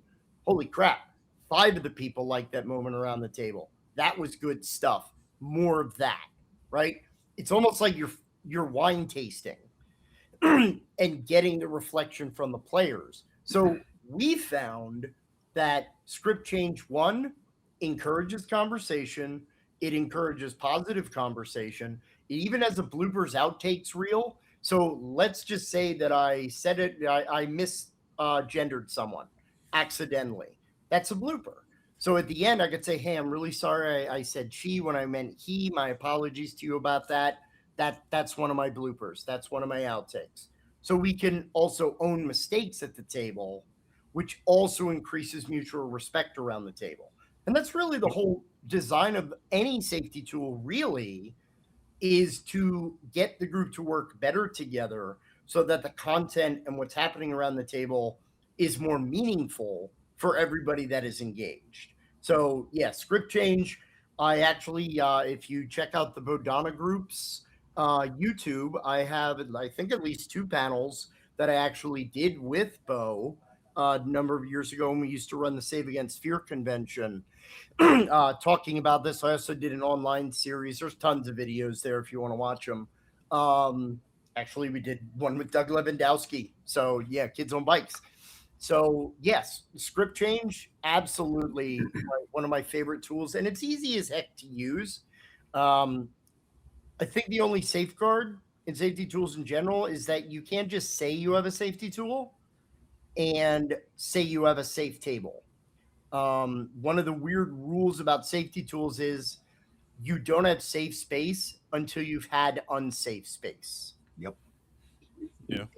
Because if I break a rule, it's like we were talking about this at the very beginning of the show that if I can't manage that conflict, then we're not moving forward as a group, right? So unsafe space is, oh, you found this objectionable. Well, 1, it goes back to basic consent mechanics. That person now knows that they have the ability to object to something, that they will be heard, that it will be discussed and respected, and that as a group, we will all agree to what is decided at that conclave, if you will, right?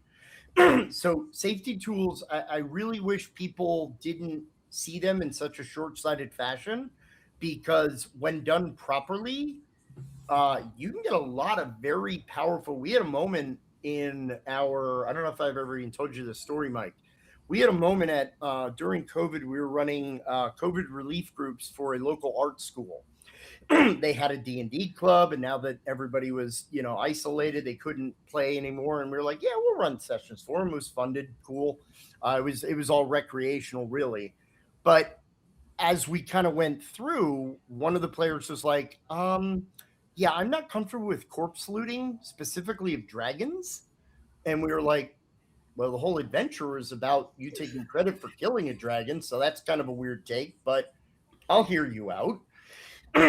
And the person was like, well, I love dragons. And, I just don't want this game to be like, you're ripping talons out and all this stuff. It's like, okay, so you don't want graphic depictions of corpse looting. I said, however, we have to answer a couple of questions. Because if there's no corpse looting, there's no scale mail armor. And there's no leather armor. Because technically, leather armor is corpse looting. So we just got to establish what our rules were. Now, some people may say, what a ridiculous conversation. No. Why did you even need to have it? Well, we needed to have it because it was an unsafe space at the table. Someone had a concern that it didn't matter to me whether or not I felt it was silly or legitimate. It was brought up, and I handled it as though it was serious. What happened was, after we had the discussion about this and we agreed that there were no graphic depictions of loot and, corpse looting and stuff, and another person said, well, now that we're getting it out there on the table, and that was when I was like, this is the good stuff. One of the other players, who's black, said, I don't want any racism in this campaign. No dwarves versus elves, no anything like that. And I would really appreciate no law enforcement, because this was, again, during the pandemic. There was a lot happening. And we would have never gotten that person to feel comfortable discussing that. And even ironically, the kid who had the dragon thing said, well, but wait a minute. Again, some of you might all automatically like facepalm when he says this, but if we don't talk about racism, how are we going to fix it? And right, and I was like, oh God, here we go. And then the other player said, I don't need it in my game. I live it. I've had N-words spray painted and scratched into the side of my car. No, I'm good, bro. I want this as a fun escape. And they kind of went back and forth, and it seemed heated. But at the end of it, the kiddo with the dragon thing said, you know what? I apologize. I never thought about it that way. We were talking about dragons, man. And now we have this awakening moment talking about presence of racism in fiction. Not intended, but because we had an unsafe moment that was treated, he was like, well, hell, if you're treating this dragon thing that seriously, I may as well bring up the racism thing. And that table was set from that moment forward because they worked through that conflict on both levels. They shared thoughts, they shared ideas, they went through a transformation together, which is another one of the wonderful things about this hobby. So, never underestimate the ability of safe space, because everyone's going through something and everyone wants someone to empathize and listen. And safety tools are just a great way to make that happen. Now, something that comes up in my mind, and something that may be lingering in the back of people's thoughts when we mention script change. Have you ever had anyone try and abuse the tool? Yes, all the time, especially 10 to 14-year-olds and a couple of adults who could be in my 10 to 14-year-old group. No, I'm kidding. We have had people say, well, can I rewind if I fail the die roll? No. That's a session 0 conversation. Now, interestingly, though, Matt, the designer of the tool is like, why not? If that's what your table agrees to, who cares? And I'm like, all right, not my table, because I'm like, hey, you go with what's rolled. You know what I mean? But I can see a group that just wants to always be awesome and never fail. And if that's their idea of fun, okay, their table, as long as everyone at the table agrees to it. You know what I mean? Right. And there have been moments therapeutically where someone said something incorrect as a character and they realized that it didn't work well for the group. And they went, oh, I want to rewind and take that back. And I go, why? They go, well, because I messed it up. I go, have you ever messed anything up in life? Yeah. I was like, how about just as an experiment, let's let this play out. Your character's not going to die, because I don't like killing characters unless they're really, really, stupid games and stupid prizes, right? Yeah, I'm sorry. You keep running into onslaughts of arrows, something bad's going to happen to you. It's just the way of things. But so we turn that, again, we swerve it into a teachable moment. Under the strictest use of the tool, it's, rewind, we go back. I'm like, no, this kid's working on resilience and dealing with the ramifications of their decisions. That's a therapeutic moment. That's a therapy moment. Nope, that chip's staying on black. Like, we're letting that bet ride, because I want you to explore this in this relatively consequence-free environment of a role-playing game. So yes, people have tried to use that to manipulate content, and whether or not you allow it is really why safety tools conversation is a part of session 0. Probably one of the most important parts in my opinion. Yeah. Corey, Mike, sorry. Listening to how much that what he's just been talking about, how much did that make you think of us doing session 0s with like the deck of player safety or like the player consent form, and then whenever we run games, having the AARs where you sit with your players and be like, okay, cool, what was something that you liked, what was something that you didn't like, and then making adjustments. What's AAR? I'm assuming after something report? After action review. Okay, thank you. It's a military thing. Yeah, that's why I didn't know the linguity. And part of me wondered, like, was this something that you guys came up with? You guys being admin, so Chris, Mike, Mage, did you guys come up with this before you even knew about it? No, not really. A lot of the reasoning behind wanting that is to generate feedback between the table, and B, generate feedback to the roll to heal as a whole. Like, try to get details on what's working, what's not working, so we can adjust and find ways to further the cause. So it wasn't even like a therapeutic kind of mindset when you guys thought of this, huh? No. I found it really interesting how that popped up. Honestly, I've never heard of a safety thing ever in any of my games. I'm a no limits kind of guy, if you guys haven't figured that out yet. But and as soon as I heard it, they had mentioned the deck of player safety and started rattling it off. I Googled it that night, bought it, and it's great. One of my players, she absolutely would not have brought something up like on the handwritten list, that she wouldn't have wrote it down because she didn't want me to know. Yeah. But the fact that, like, the way the deck of player safety is laid out, everybody's pulling a card. Now it's completely anonymous. Yeah. Just so briefly, if you don't know, the deck of player safety is a tool devised by a man named Tom Nelson. He's a great dude. And basically what it is it's kind of a deck of commonly acknowledged safety violations, things like sexual abuse, animal abuse, graphic depictions of violence, child kidnapping, child endangerment, drug use, death, whatever you have. There's a ton of it. There's also a bunch of blank cards, so you can kind of write down your own. But there's also a lot of cards that say anything goes in the deck.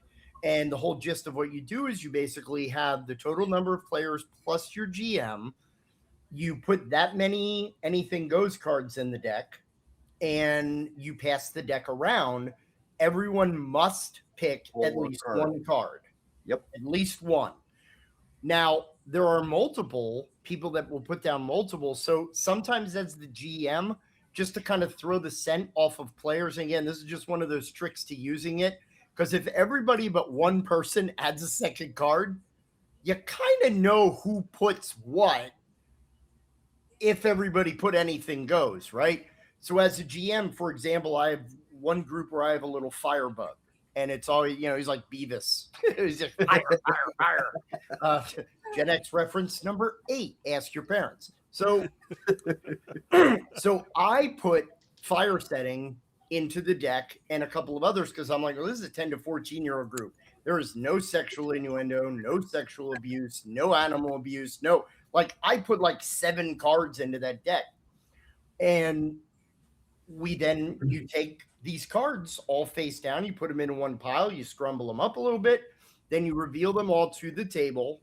From that, you write down a list or type out a list. And actually, Tom has a form on the website that is free to use, which is another awesome thing about Tom. He really just wanted to create something like you had said, Corey, that anonymity that comes in, because that's one of the biggest problems with safety tools and people not using them is they don't want to be the fun shoppo, right? Yep. They don't want to stop fun. They don't want to be the ones that, well, no animal cruelty. And I'm like, well, that was her thing. Is she goes, she looked at me. She goes, "You're a sick, twisted bastard.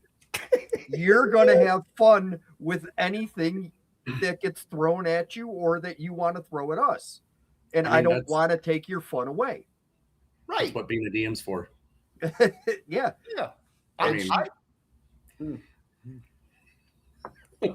So apparently I've done something to offend her multiple times over the years, but I still don't have a clue what it was.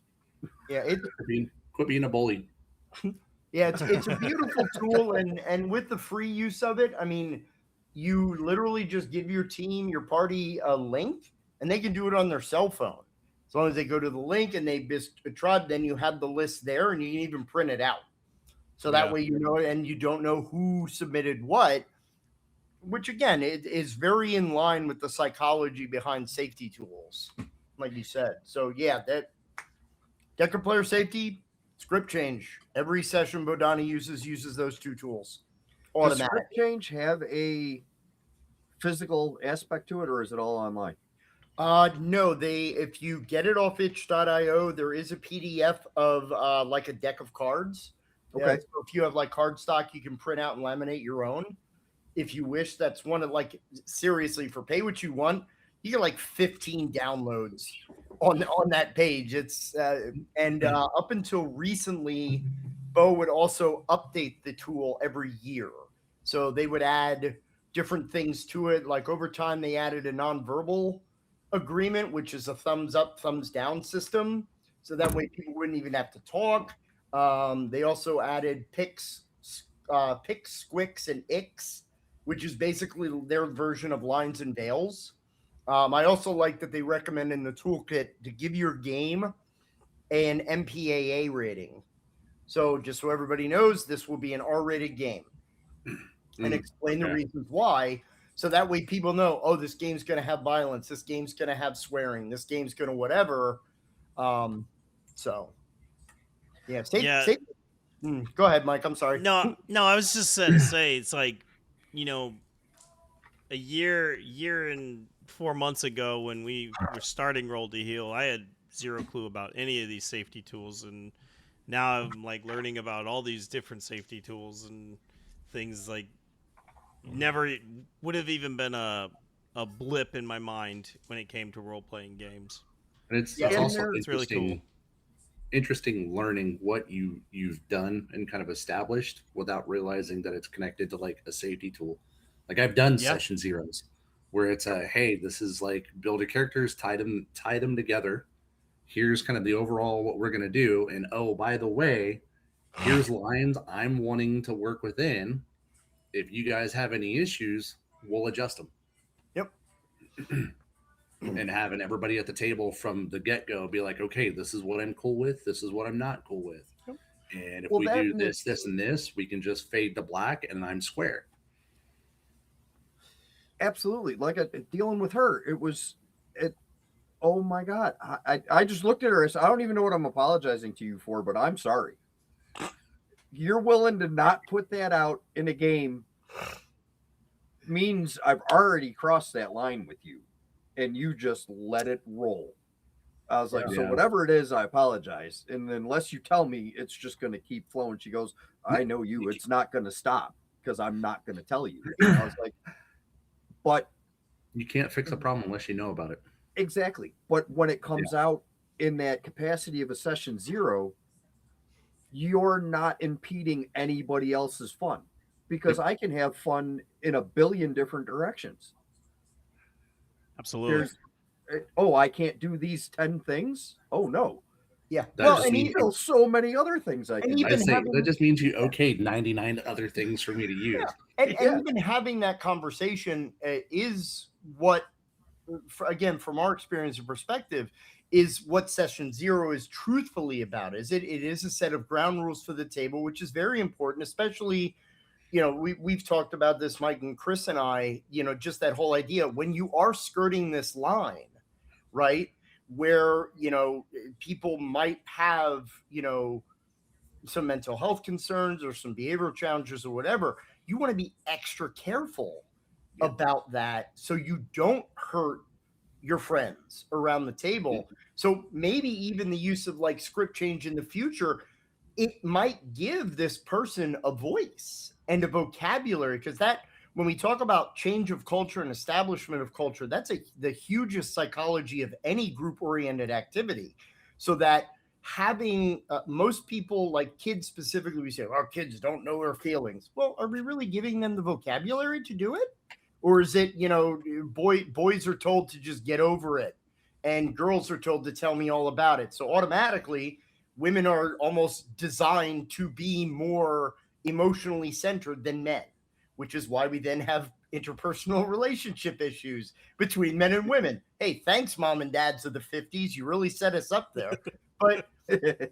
But this idea of, with such a non-invasive, non-confrontational set of discussion tools, now, I can rewind because can we do that in a different way? Or can we just fast forward and go past it?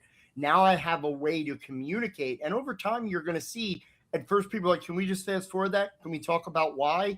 I'm not comfortable with that just yet. Okay, at least you've told me you wanted to fast forward. We're going to respect that. So then maybe next time that person will be more encouraged to go into a little bit more detail. Because that's one of the other problems is, well, I don't want to freaking give you my psychobabble about why I don't want spiders in the game. Well, you don't have to. But the tools are there to encourage that conversation if you want them. And the more openly a group discusses, it also tightens the group. So secondarily, well, if I could talk about these things, that example I gave about that player at the art school. Well, if I can talk about this in the game and you're going to respect that, that means you've already shown me that you're non-judgmental. So I can bring up something deeper. Or maybe I'm feeling more comfortable, like that kid example I gave. Now I'm more comfortable to talk to another professional. So you're still helping, but it's still all through the veneer of the game, which is all what the Roll to Heal program is about and why Bodhana supports it as much as we do. So, yep. How's that for a segue, Mike? It's good. This brings up a topic that I mentioned we should definitely talk about during the training: table autonomy. These safety tools. Is it for everybody who's in earshot, or is it just for the table itself? Which is a big session 0 conversation, because again, we already kind of identified the elephant in the room, right? That there's, a lot of, what did you call it? A no limits GM, Corey? Yeah. I'm pretty much the same way. Like, again, because of the nature of the work that I do, I've heard stuff that'll make people vomit. Like, so yeah, your D&D adventure idea is not going to, curdle my blood. But maybe if someone's like, man, I don't need none of those dang safety tools, blah, blah, blah, at my table. So you see somebody else using them, coming down on that table because they're a bunch of whatever insert insult you want to apply here. Like, that's an important conversation that, is very much wherever the chapters are, about, it's one of these things that again goes back to the conversation of culture change. For a culture to change, the entire culture must adapt.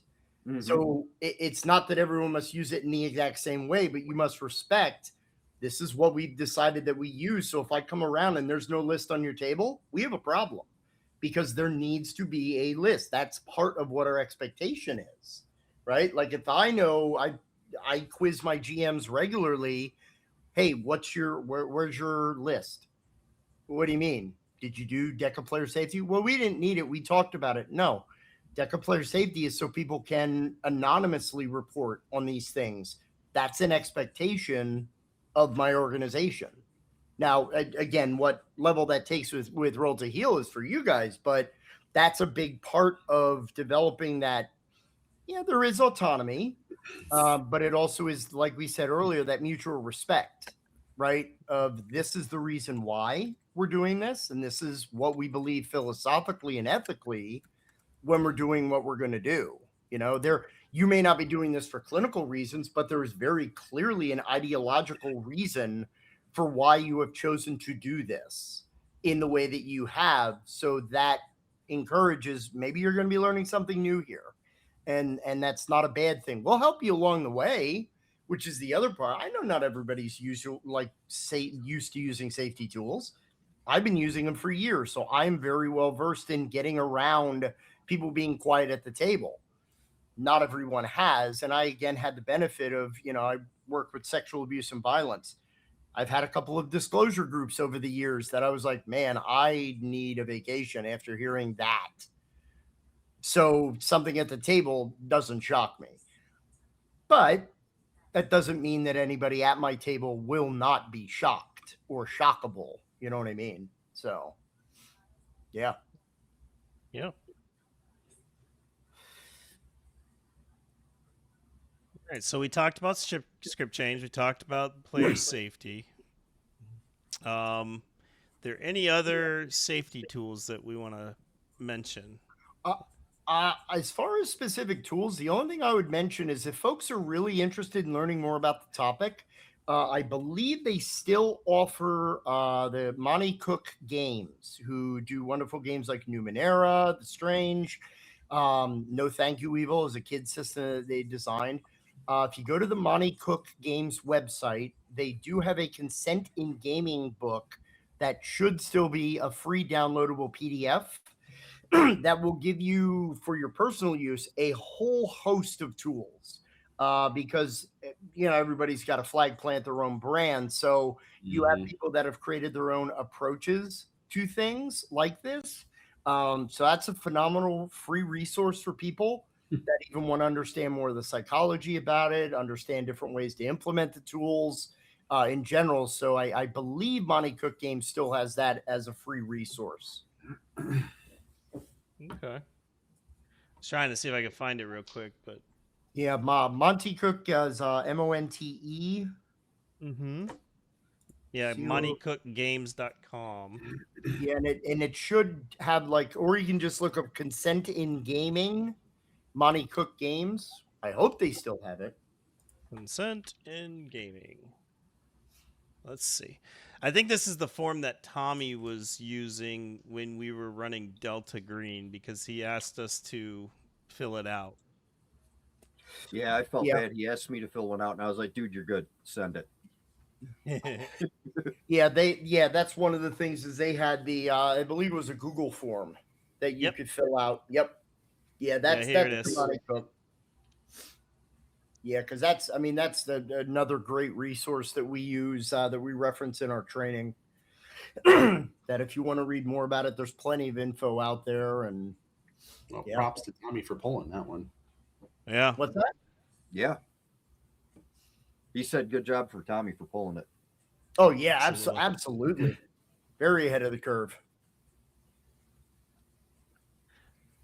Awesome. All right, then.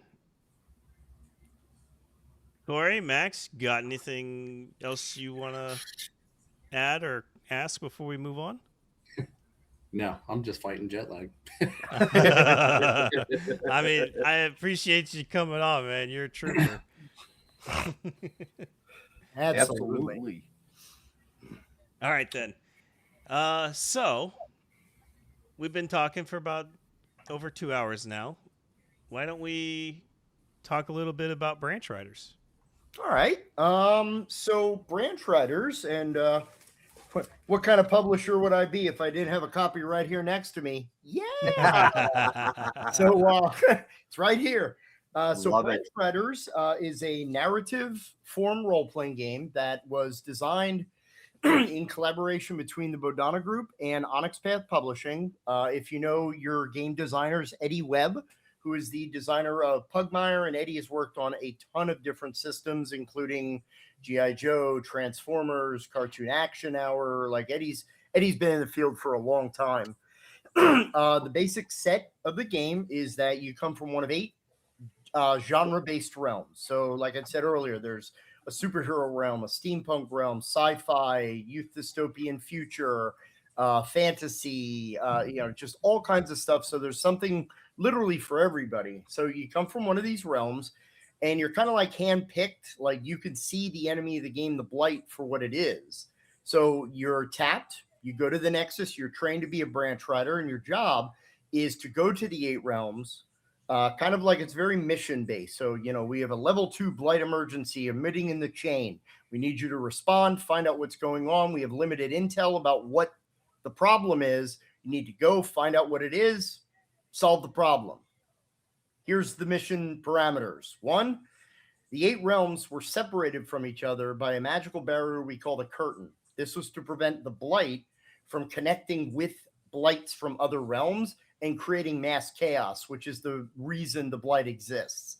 So this barrier means that people don't know about other realms. So if you live in the Burrows, which is our 1940s noir realm, which is all anthros, they don't know that the borderland, the Wild West realm exists. So your mission is totally secret. Take only photographs, leave only footprints, and you can't tell them about the blight or that you're a branch rider. So you need to keep it on the DL, which is great for one of the tools that I'll talk about. So we have some very interesting mechanics. First of all, it's a very basic 3 die pool mechanic.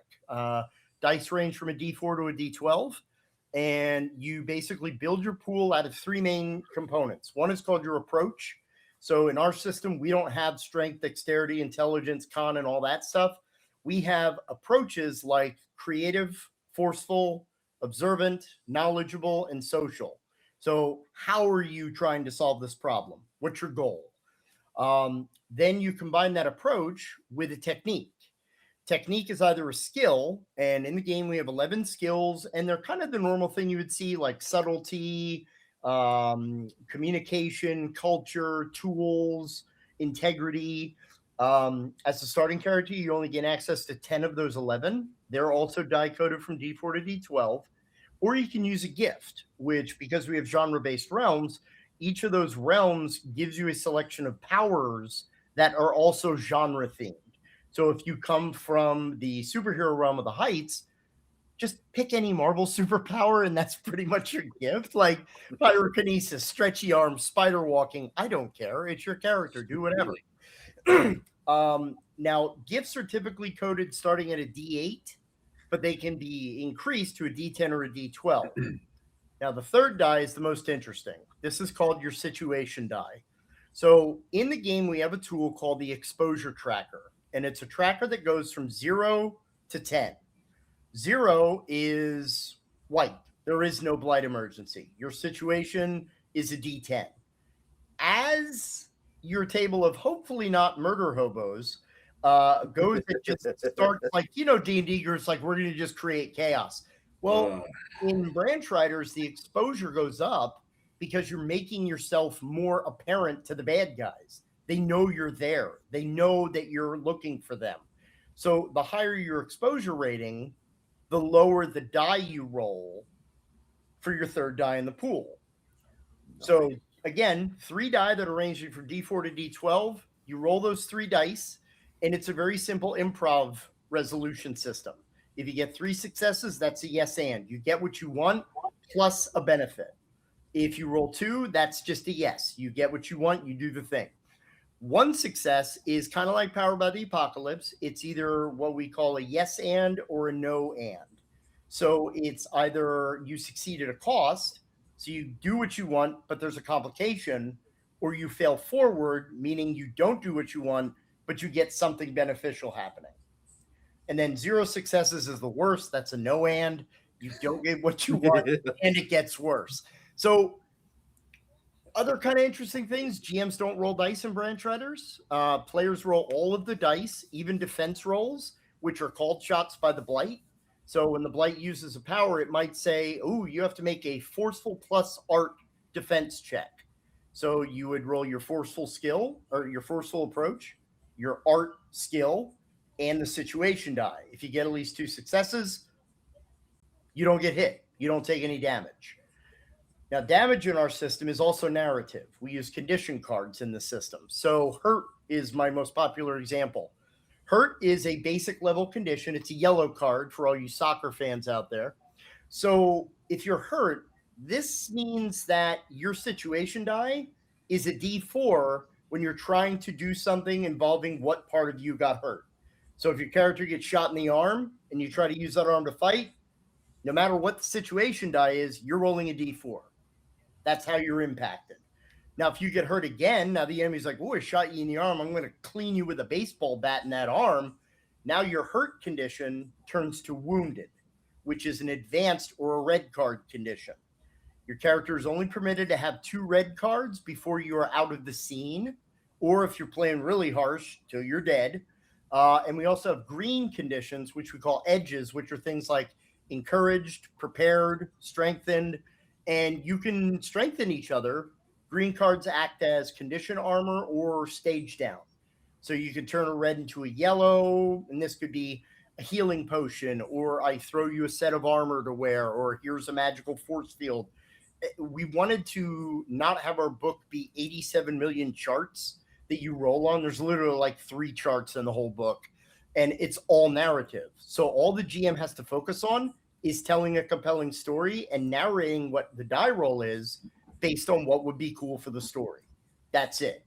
The most mechanics are, we have in the book, you have 8 realm guides for each of the realms, plus the Nexus, your home base. We have provided you with a starter location, characters in that location, events, locations, and story starters, as well as 6 blight for each realm. Plus, in the book, there's a whole guide to creating your own gifts, creating your own blight, creating your own locations. So, yeah, we wanted to make a really cool story-based game. Next week, I'm going to go into a little bit more detail about some of the therapeutic underpinnings. But the biggest thing people love about our game is that, like in D&D, if I want to persuade, that's automatically a charisma skill. Not in our game. Let's just say you wanted to combine forceful plus art. Well, that could mean a wide range of things. One, if I'm in the Borderlands, which isn't just an Old West realm, but it's a creative realm. So now instead of the frontier being like this place we build cities over, everybody in the realm is an artist of some kind. So it's about creativity as a skill. So now you have brush slingers and chisel slingers, and like that's your duel at high noon is painting or dancing, right? So in that realm, forceful art might be, I'm breaking and critiquing the art piece of one of the settlers in this town to knock him off his spot. That's forceful art. Well, forceful art could also be a poetry slam or a rap battle or a Banksy demonstration. So we wanted to invite players to be as creative as possible with the way that they interplay these skills and approaches together. And even our gifts, like, you know, normally, like if you ever played like old, like superhero games like Hero or Champions, our powers don't have levels per se. Like you don't have like level 2 pyrokinesis versus level 6. Every gift you can use it in one of mainly 4 different ways. A free use, I use pyrokinesis to start a fire. Easy. It could also be self-use, which is I want to use my firepower to warm myself up in the Arctic. It's just affecting me. Other might be I use it against one other person. Fireball, okay? Versus rain of fireballs would be a world use. Now here's the rub. When you use a gift at the world level, it automatically increases your exposure. Why? You're creating a big scene, right? Yeah. But it gets great stuff done, so you might want to take the risk. You see some of the therapy, we're encouraging players to take risks narratively, to be creative, to come up with these really weird combinations. And for the GM, it's just what makes sense in the story. So I think that's most of the basics of it. I mean, it's a very easy system.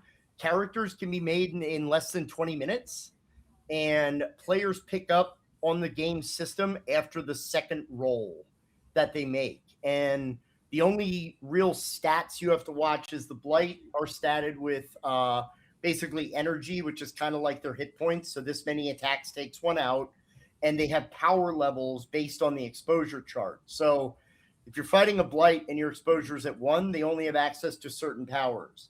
But let's say your players make things crazy and your exposure goes up to 6. You might unlock an exposure boost, which now gives the bad guy access to better powers. So the worse the situation gets, the more powerful evil is. So yeah, that's the basics of Branch Riders. I mean, it released in December of last year. You can look for it on DriveThruRPG. You can order it as a downloadable PDF or a print-on-demand copy. All those proceeds benefit our organization. We also have PDF and print versions of the exposure tracker and condition cards that you can get there. And I don't think I could talk about the top secret stuff yet. We have some plans. We have some plans for Branch Riders. Actually, I could say one thing. We're very close to actually unveiling our own Patreon, which is going to feature one level that we're going to call the Blight of the Month Club, where if you back us at the Patreon $10 level every month, you're going to get at least a new Blight to play in the game, as well as new gifts and new NPCs. And then some of the other levels are like, we're going to write articles about like how you're benefiting the nonprofit. I think that's like the $1 or $2 level. But we're not quite yet to launching that because we'll need content, obviously. And the other part, I think we're going to just like do like short videos on game reviews. Like, hey, I played this cool new board game. Here's what skills it develops and why you should be playing it with your kids or class or whatever. So yeah, it's just another way to hashtag nonprofit life. You know, it's all about the grind, man. It's all about the grind. But yeah, that's basics of Branch Riders. Go ahead. So I was gonna ask, because I'm on your website and I'm showing the stream, all the art. Is this done by someone in house, or did y'all contract out somebody? A little bit of both. So the realm art, like the characters, the images of the realms themselves, those were done by Gong Studios, which has done art for a lot of Onyx Path projects, including Exalted. So they're a great studio, did a great job. Now the Blight art, which is also rapidly become a very big fan favorite. I was going to say, I really like the Blight that you got on the website. The art's really good. Yeah, that was done by a very close and personal friend of ours. His name is Bear Winters, who is not only an artist, he's also he's programmed a bunch of, oh my God, what the heck's that? That online video game where you get like Warhawks or whatever. I think it's Warhawk. Isn't that one where you get like little mechs or ships or whatever that you battle? World of Mech Warriors? What's the other one? Mech Warrior? No, not Mech Warrior. It's not full mechs. It's like constructs of some kind. But Bear also designed his own role-playing game system called Project Biomodus, which is a sci-fi theme that's all based around the concept of post-transhumanism. So you have a construct that is your inner being, and the outer shell can consistently change, but the core remains what it is. And Bear kickstarted that a number of years ago. It's a very nice cult favorite game. But yeah, Bear, knowing his art, and Bear's been a special guest at Save. We met Bear, oh my God, I think at this point it's probably like a good 8 years ago that we met Bear. He's a hell of a great dude, wonderfully creative. He's designing a lot of other good older role-playing games. He'd be a great guest to talk just about his own experiences and how that led him to game design. And he's just a really cool dude. But yeah, when we went to who do we want to do our Blight, I was like, Bear's doing our Blight. And they're like, are you sure you can handle it? I said, Bear's doing our Blight. I from the very beginning of the project, he was the person I envisioned doing the art, and he did not disappoint. His art style is incredible. Yeah, well, when you guys do the Light of the Month, will he also be featured as the artist for that, or are you guys going to branch out to other artists? When we do other projects, our goal is to keep Bear as our blight artist, and we'll probably also because I would be lying if I didn't say we already had something in the works for an advanced Kickstarter plan. We want to give the system a little time to breathe before we kind of launched out with something. I think we're looking at maybe doing a screen that people can order if they want, and some other little things like adventures and new content. We're actually, after the one shot, if you're like, wow, this system looks really cool, somewhere around April 7th, we are going to be starting a Branch Writers deep dive on Onyx Path Publishing on Tuesday evenings. So Onyx's Twitch channel, so there'll be actually a bunch of mentions of y'all, because I've already posted in the Discord server for Onyx Path under Branch Writers about Roll to Heal and this series. So yeah, I'm going to be everywhere. People will start to get sick of me. I'm pretty sure of it. It's awesome. But we're actually going to start an actual play series with Branch Writers after Onyx Path Virtual Con, which is in June.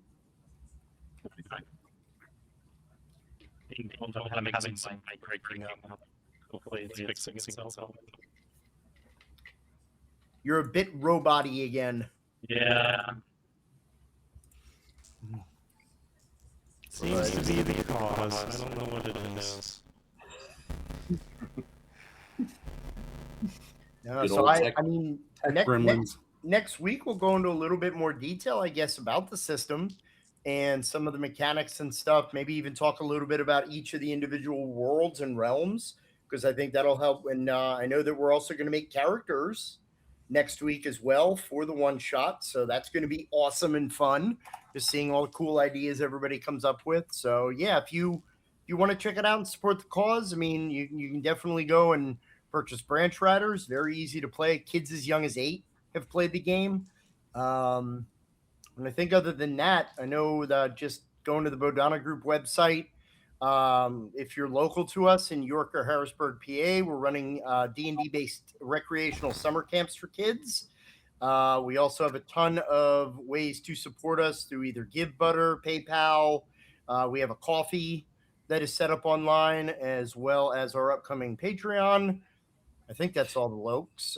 And if you're a professional who is interested in training, email us, message us at the Bodhana Group at gmail.com or through the website. And we have a training series coming up in May that if you're LPC or ACA accredited, we can give you CE hours.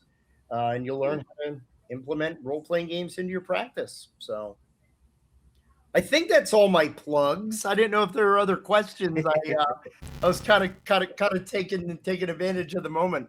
No, have at it, man. Yeah, we're happy that you joined us. So, This has been an absolute blast. Like I said, filling 3 hours, not a problem. Are there any other questions out there? There was another one from Crystal. She's the think tank. Crystal's my buddy, man. I want to meet Crystal. She truly is. Her question is, Bodhana has been pioneering therapeutic tabletop gaming for years. What's one story, if you can share it, from your group that really shows the power of what you do, especially for adults dealing with trauma, anxiety, high stress careers, stuff we deal with? Yeah. I would probably say one of the, I guess, proudest moments that we have that it works into what we do as an organization was it was a research study that we did in 2020. So we had received a presidential research grant from with the Harrisburg University of Science and Technology. And so we did a research study that originally was going to be in person.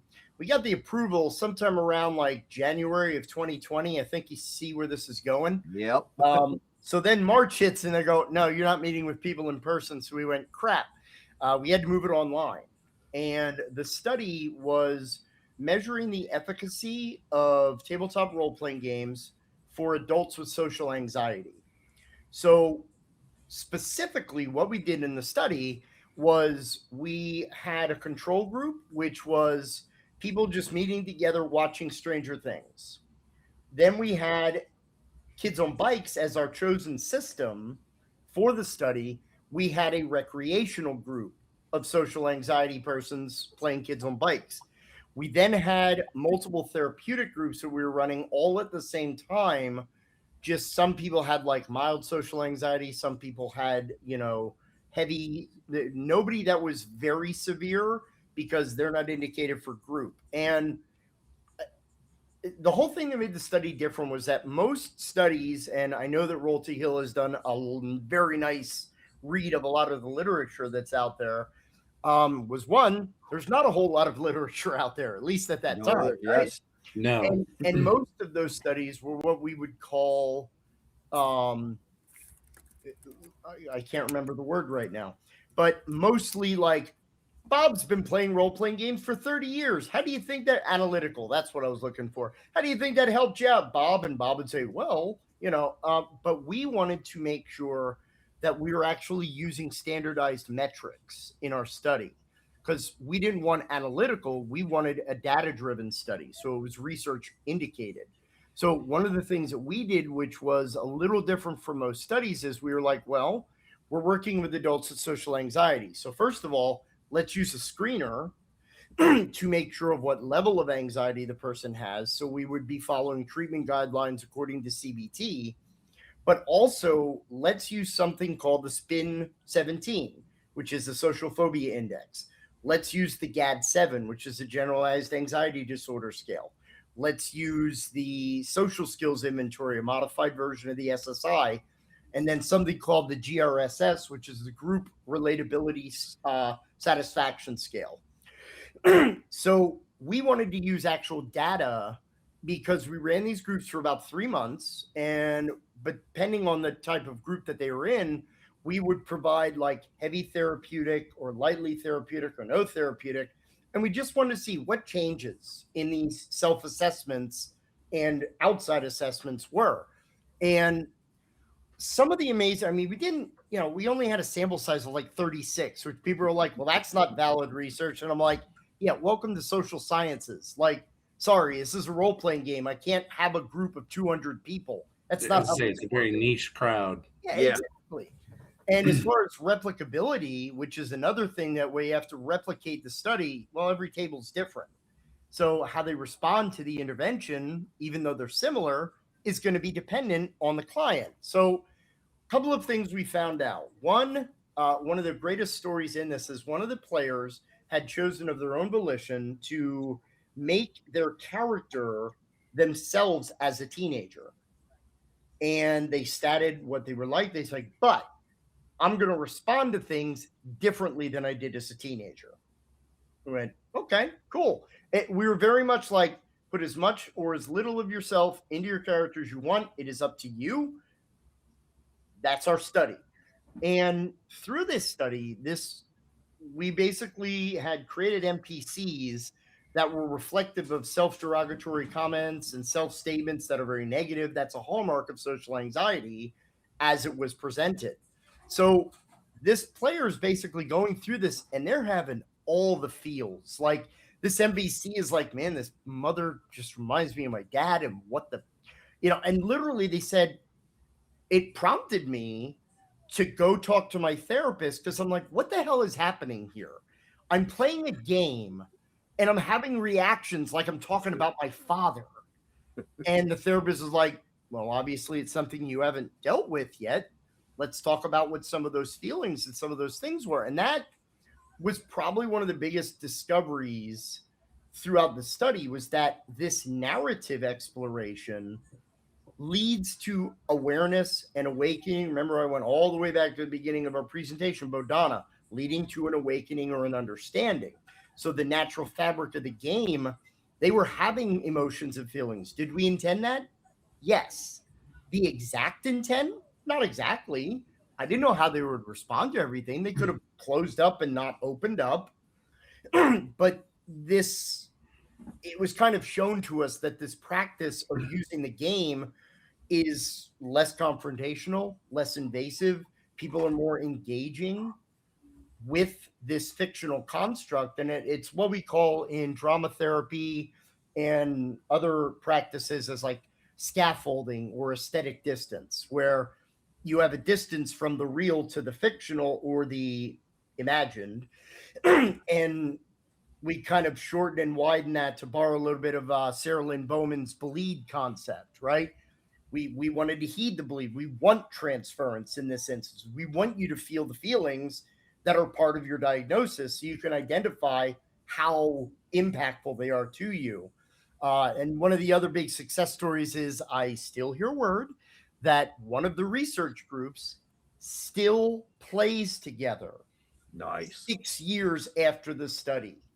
Yeah, so we're very proud of that study. We're actually hoping to write a method paper about what we did in the study to kind of break it down more. And of course, if you out there work for a university and you'd love the fun to follow-up study, we're game.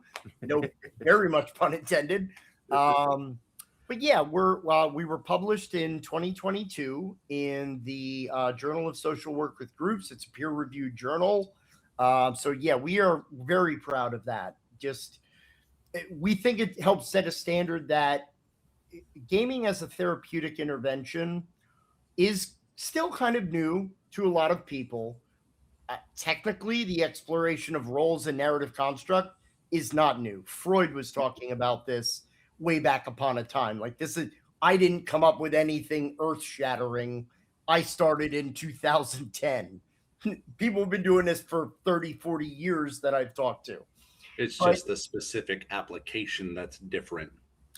Yep. Correct. And so the thing is that, people are like, well, we need, like a screener that is, for RPG therapy. And I go, no, we don't.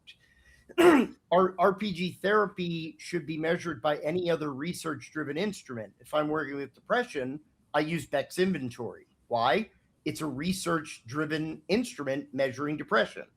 If I'm treating depression, I'm not treating role-playing games. So use what we already know that measures, are we doing anything? Are we helping? And at the very least, make sure we're not hurting. And, we should also, I speak freely, why not?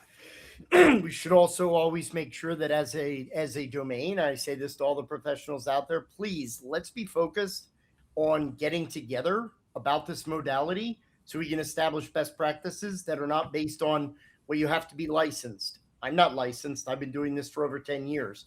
We should have best standards and practices.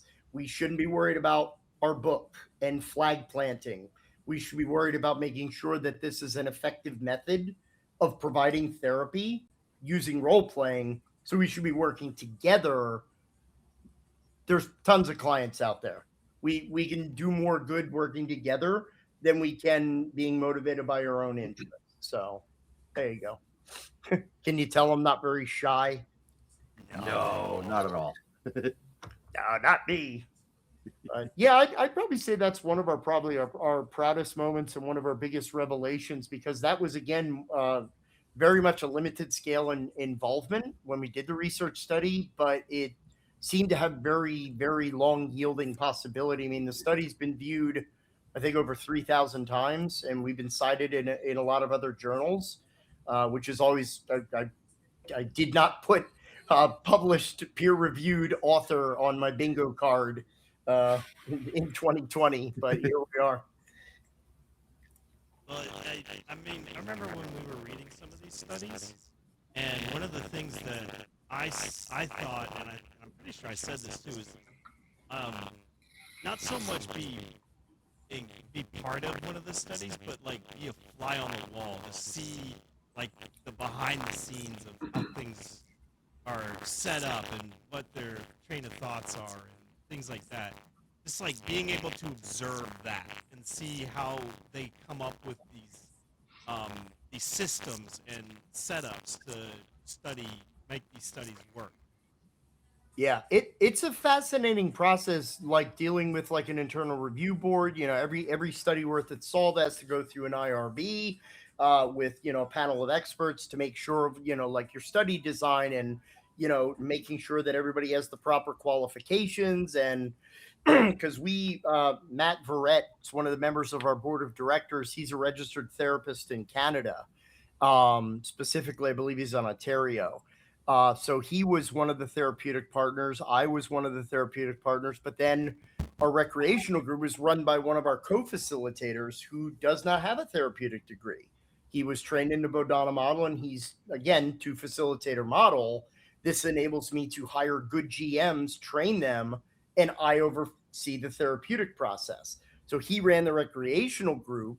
So it was a perfect design to the study. And a lot of folks have even remarked, like, oh, that's pretty interesting control that you had that. And I was like, well, they watch Stranger Things because Kids on Bikes is essentially Stranger Things, the role-playing game.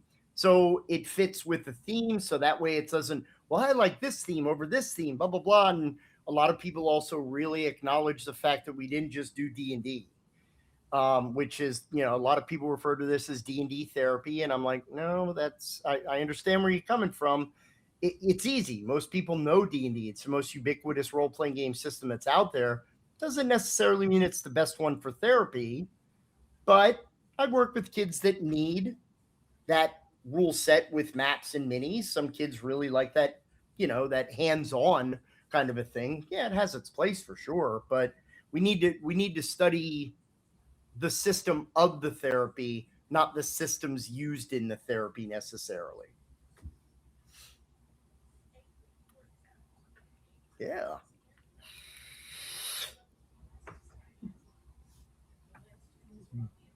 All right. Or you want to read that question? Yeah, absolutely. So another question. Is it for my buddy? Yes, absolutely. I like to get her a fruit basket or something. This is awesome. Don't get me wrong. We give her just as many questions. Well, at least I do. So Yes, we do. She is definitely our glue. If a Roll to Heal chapter lead or GM wanted to informally track whether their tables are providing a therapeutic benefit, what simple stats or feedback methods would you recommend that they start with? Pre-post game check-ins, mood trackers, anything else? Actually, there is something that we could design if you'd want to track that. There's two things, really. One, we actually have our own internal Likert scale that we've designed, which is, now this one Can is... I cut you off? What's a Likert scale? Oh, sure. So a Likert scale is, if you ever take one of those like online surveys or a test where it's like rate it from 1 to 5, that's a Likert scale. Okay. So what we basically do is we've developed a list of like most of the common behaviors and challenges that we work with children and teens. So it might be things like waiting, taking your turn, interacting with others, partnering with others, blah, blah, blah.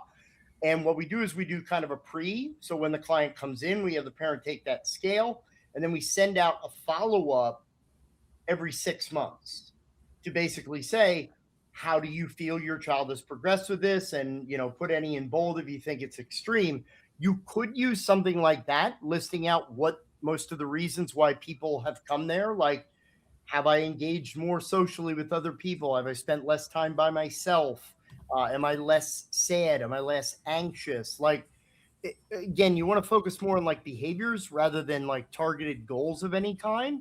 But I could recommend that you maybe even want to use a version or look at the GRSS, because all the GRSS measures, it's a group relatability satisfaction survey.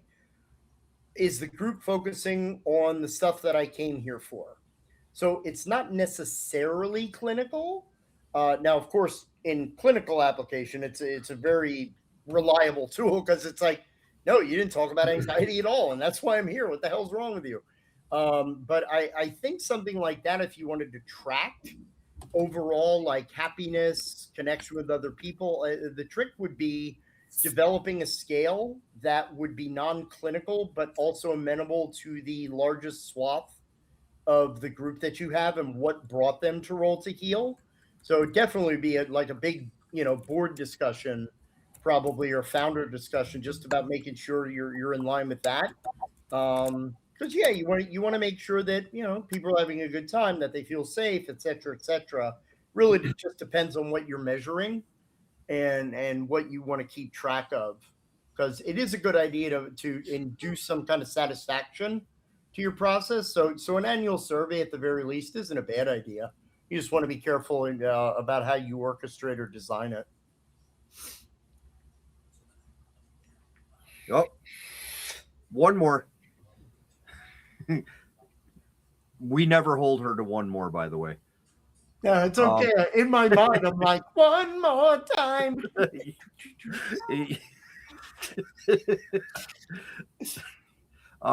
Bodhana partnered with Harrisburg University on a study looking at tabletop RPGs and anxiety. Can you give us the quick highlight? Did I miss a scroll? No. Maybe. I think I covered that. Yeah. Wait. Can you give us the quick highlights? You did that.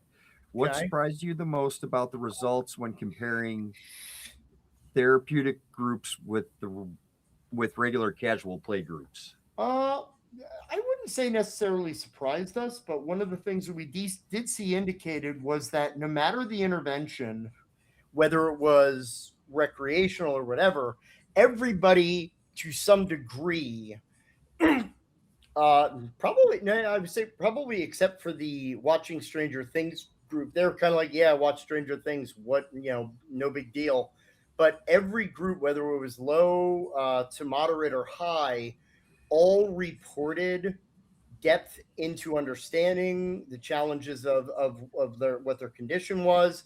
We also saw a reduction in generalized anxiety pretty much across the board, which kind of makes sense. I mean, we're in the middle of everything pandemic, and even a lot of the racial tension that was going on at that time, plus the upcoming 2020 election, which definitely was no shortage of anxiety. So we found it very interesting that in the midst of one of the most unprecedented times in the last 100 years, people were like, yeah, I'm okay right now. Like, this group is a good solace for me. It's a good place that's kind of helped me keep it together. And that people reported, because usually on screeners, one of the tendencies that you typically see is that, especially with a serious kind of condition, people will over exaggerate symptoms a lot. It's kind of that I need to validate I'm in the group, so everything's a 7 when it might actually be a 4. So we actually saw a lot more kind of honest appraisal, I guess we could say, or people kind of saying, yeah, I'm not as bad as I thought I was in this situation. Now, part of that also was people reported, oh, it's not just me. Yeah, every week I'm talking with 5 other people who go through the same stuff that I do. And also because of the way we stratified the groups, it was also very similar to presenting levels. Because like you're in the moderate group, that means there's no one who's severe or not, not at all in your group.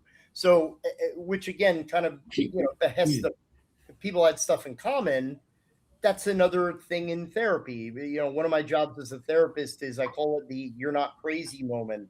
It's not just you. Everybody, like my parents, I just don't know what to do. I just don't feel like getting up. I don't feel like go to work. I'm like, join the line, bro. Like everybody's waking up going, is the world blown up yet? Like that's everybody's experience. So normalizing a lot of these things that are kind of atypical of people in general and what people are going under was I think a very good hallmark. But yeah, it was just interesting that everybody showed some type of reduction. Not earth shattering, because you're doing something but out, the fact that everybody showed the reduction in those groups just goes with what tabletop role playing can do when the rest of society collectively was tanking. Yeah, no doubt. And especially if that was even after just one session.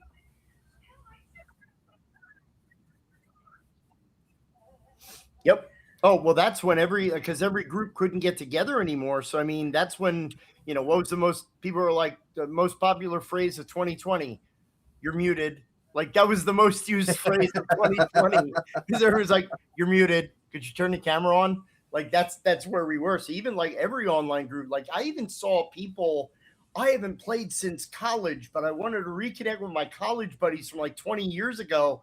And all of a sudden, they're playing now in campaigns that are still running because we needed connection. And I can't, like, I love gaming as a social outlet. Like, I don't get as much time to do it. And people are like, well, it's your job. And I'm like, that's different.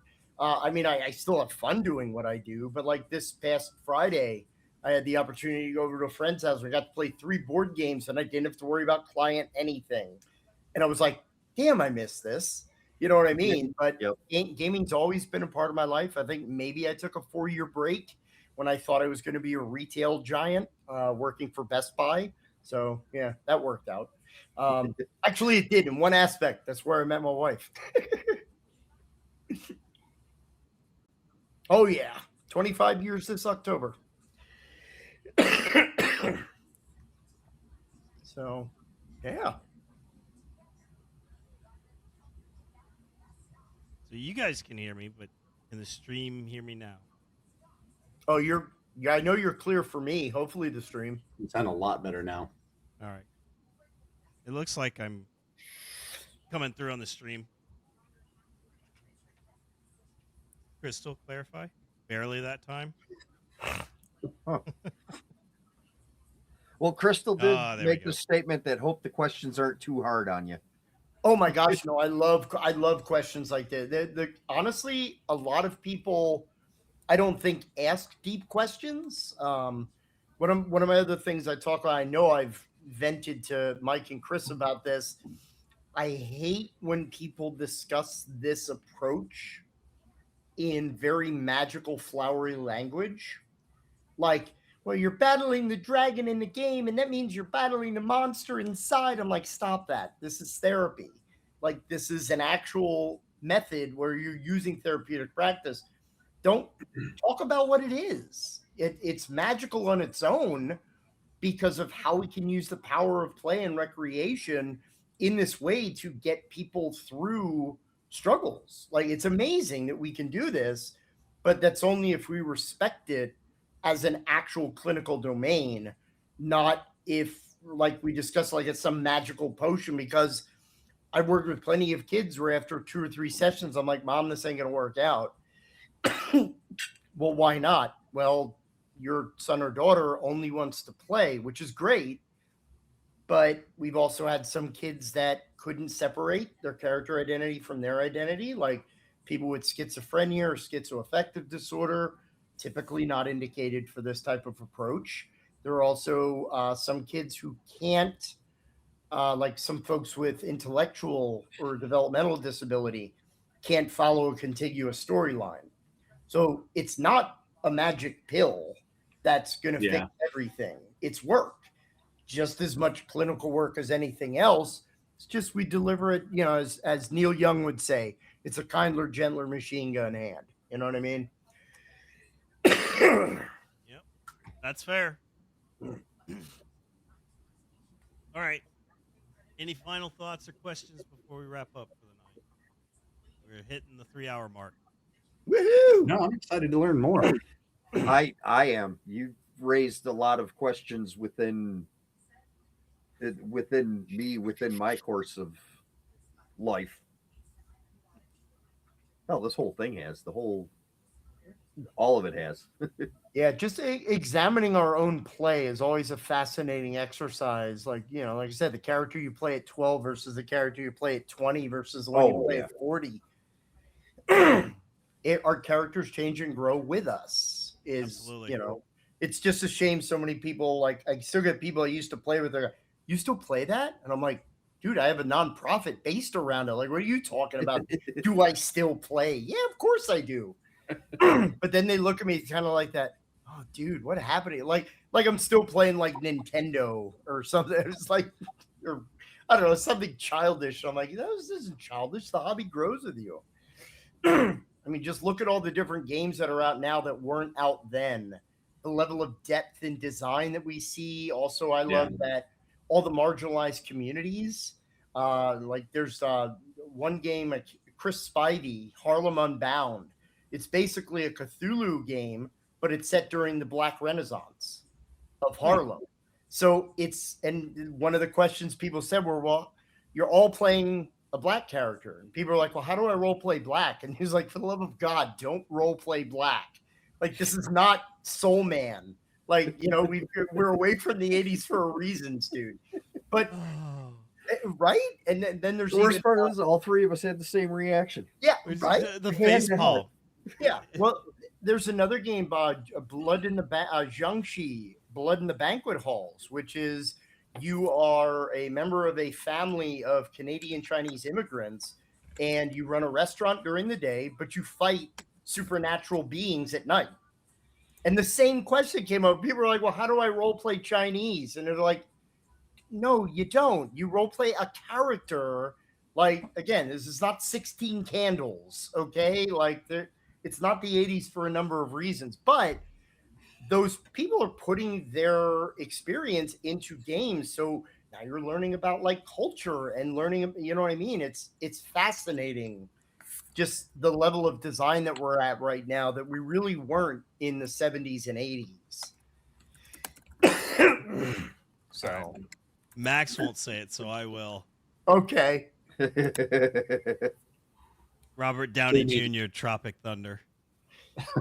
Yep. Wow. I don't know if I'm able to even weigh in on that question. Funny on one perspective, yes. Can it be seen as saying something? Yes. Does it still make me uncomfortable? Yes. That's probably the best way to say it. Yeah. Yeah. I mean, it popped in Max's head. It popped in my head. Like when you said, "How do you role play black?" It's like, how could it not? That whole movie. I mean, not only just Robert Downey Jr., but also the character of Ben Stiller's actor played Jack or whatever it was. Yeah. I mean, even that, Simple you're like, Jack, Jack. Yeah, I'm like, oh my God, dude. Yeah. Yep. Wow. All right, let's go ahead and wrap up for the night. You know, Jack, you've been fantastic. Thank you so much for all the information. Thank you. Oh, don't worry. This has been a blast. Yeah, like gives me a lot to think about. Like even Corey, you know, he mentioned in the past, like anytime we have like conversations or we talk about these studies that we do, there's a lot of self-reflection that goes on. So, you know, just more and more and more, and adding more to the table. Exactly. Yeah, there might be a podcast that you might want to just sit back and watch in the future that we read a particular study that may or may not have been discussed tonight. Yep. Because I'm curious. I'm going to read it now. Okay. Yeah, I believe you guys have a copy of this study, right? I sent you one. Or you might have gotten it before we even met, I think. Possibly, but why don't you send me a fresh copy? I'll email you the full edition. Yeah, it's behind a paywall right now, but I'll send it to you. Oh, yeah. Well, thank you. Most of them are. Yeah. Yes. Absolutely. Well, and also just to announce to the folks, we were also very happy that you were the first nonprofit recipient of a gratis copy of Branch Riders that is lovingly donated to the Royalty Hill Library for everyone to enjoy. So hopefully folks give it a chance. Yeah. Yeah. I'm really looking forward to getting more in depth of that. I'm going to read, like you gave me a copy of the PDF, which is awesome. I've been reading a little bit here and there. I'm definitely going to send a copy to Corey and Max so they have some fun reading material for the week. So absolutely. We'll have plenty of questions for you next week when we start talking about the game. Absolutely. Oh, wait till you see me GM. That'll be even more fun. Yeah. You can rate my 42 years almost of experience here. Yes, bring it on. I welcome it. Awesome. All right. So one thing I wanted to talk about real quick, it was mentioned because we talk about some rather sensitive topics, it's important that we showcase a resource that's available for anyone. And I created a splash on our Twitch channel. You'll see it down there. It is the U.S. National Suicide Hotline. It's 3 numbers, 988. They are available 24/7, and they have access to trained crisis counselors. So if you or someone you know has experienced some sort of mental health related distress, um, good number to keep in your back pocket and memorize. And again, it's just 3 simple numbers, 988. So just remember it, pass it on. You'd be surprised how many people still to this day do not know about this. And this Not only changed that, recently to just those 3 numbers. It used to be an yeah, actual phone number. not only that, it's not just the suicide. Everybody hangs up on that. It is a crisis hotline also. Absolutely. That's why I said mental health related No, distress. I understand. I just people still Yes, you are right, Corey. I'm not. in the industry, and people still just think, oh, it's no, it's not. Yeah, it's just that's what their foundation was, but Yep. they have since branched out. But yeah, again, Jack, thank you so much for coming on tonight. I am looking forward to getting into the weeds with branch riders next week. Oh, It's going to be a lot of fun. What little bit I've seen about it and read about it already has me looking forward to more. yeah, I am looking forward. So it pretty much would the party be like you 3 and Chris? I believe so, unless Chris Yes. decides to. I mean, Max, you'll be back home, right? For the game, at least, right? Oh, for the game, yeah. Yeah. We might have to do your character offline.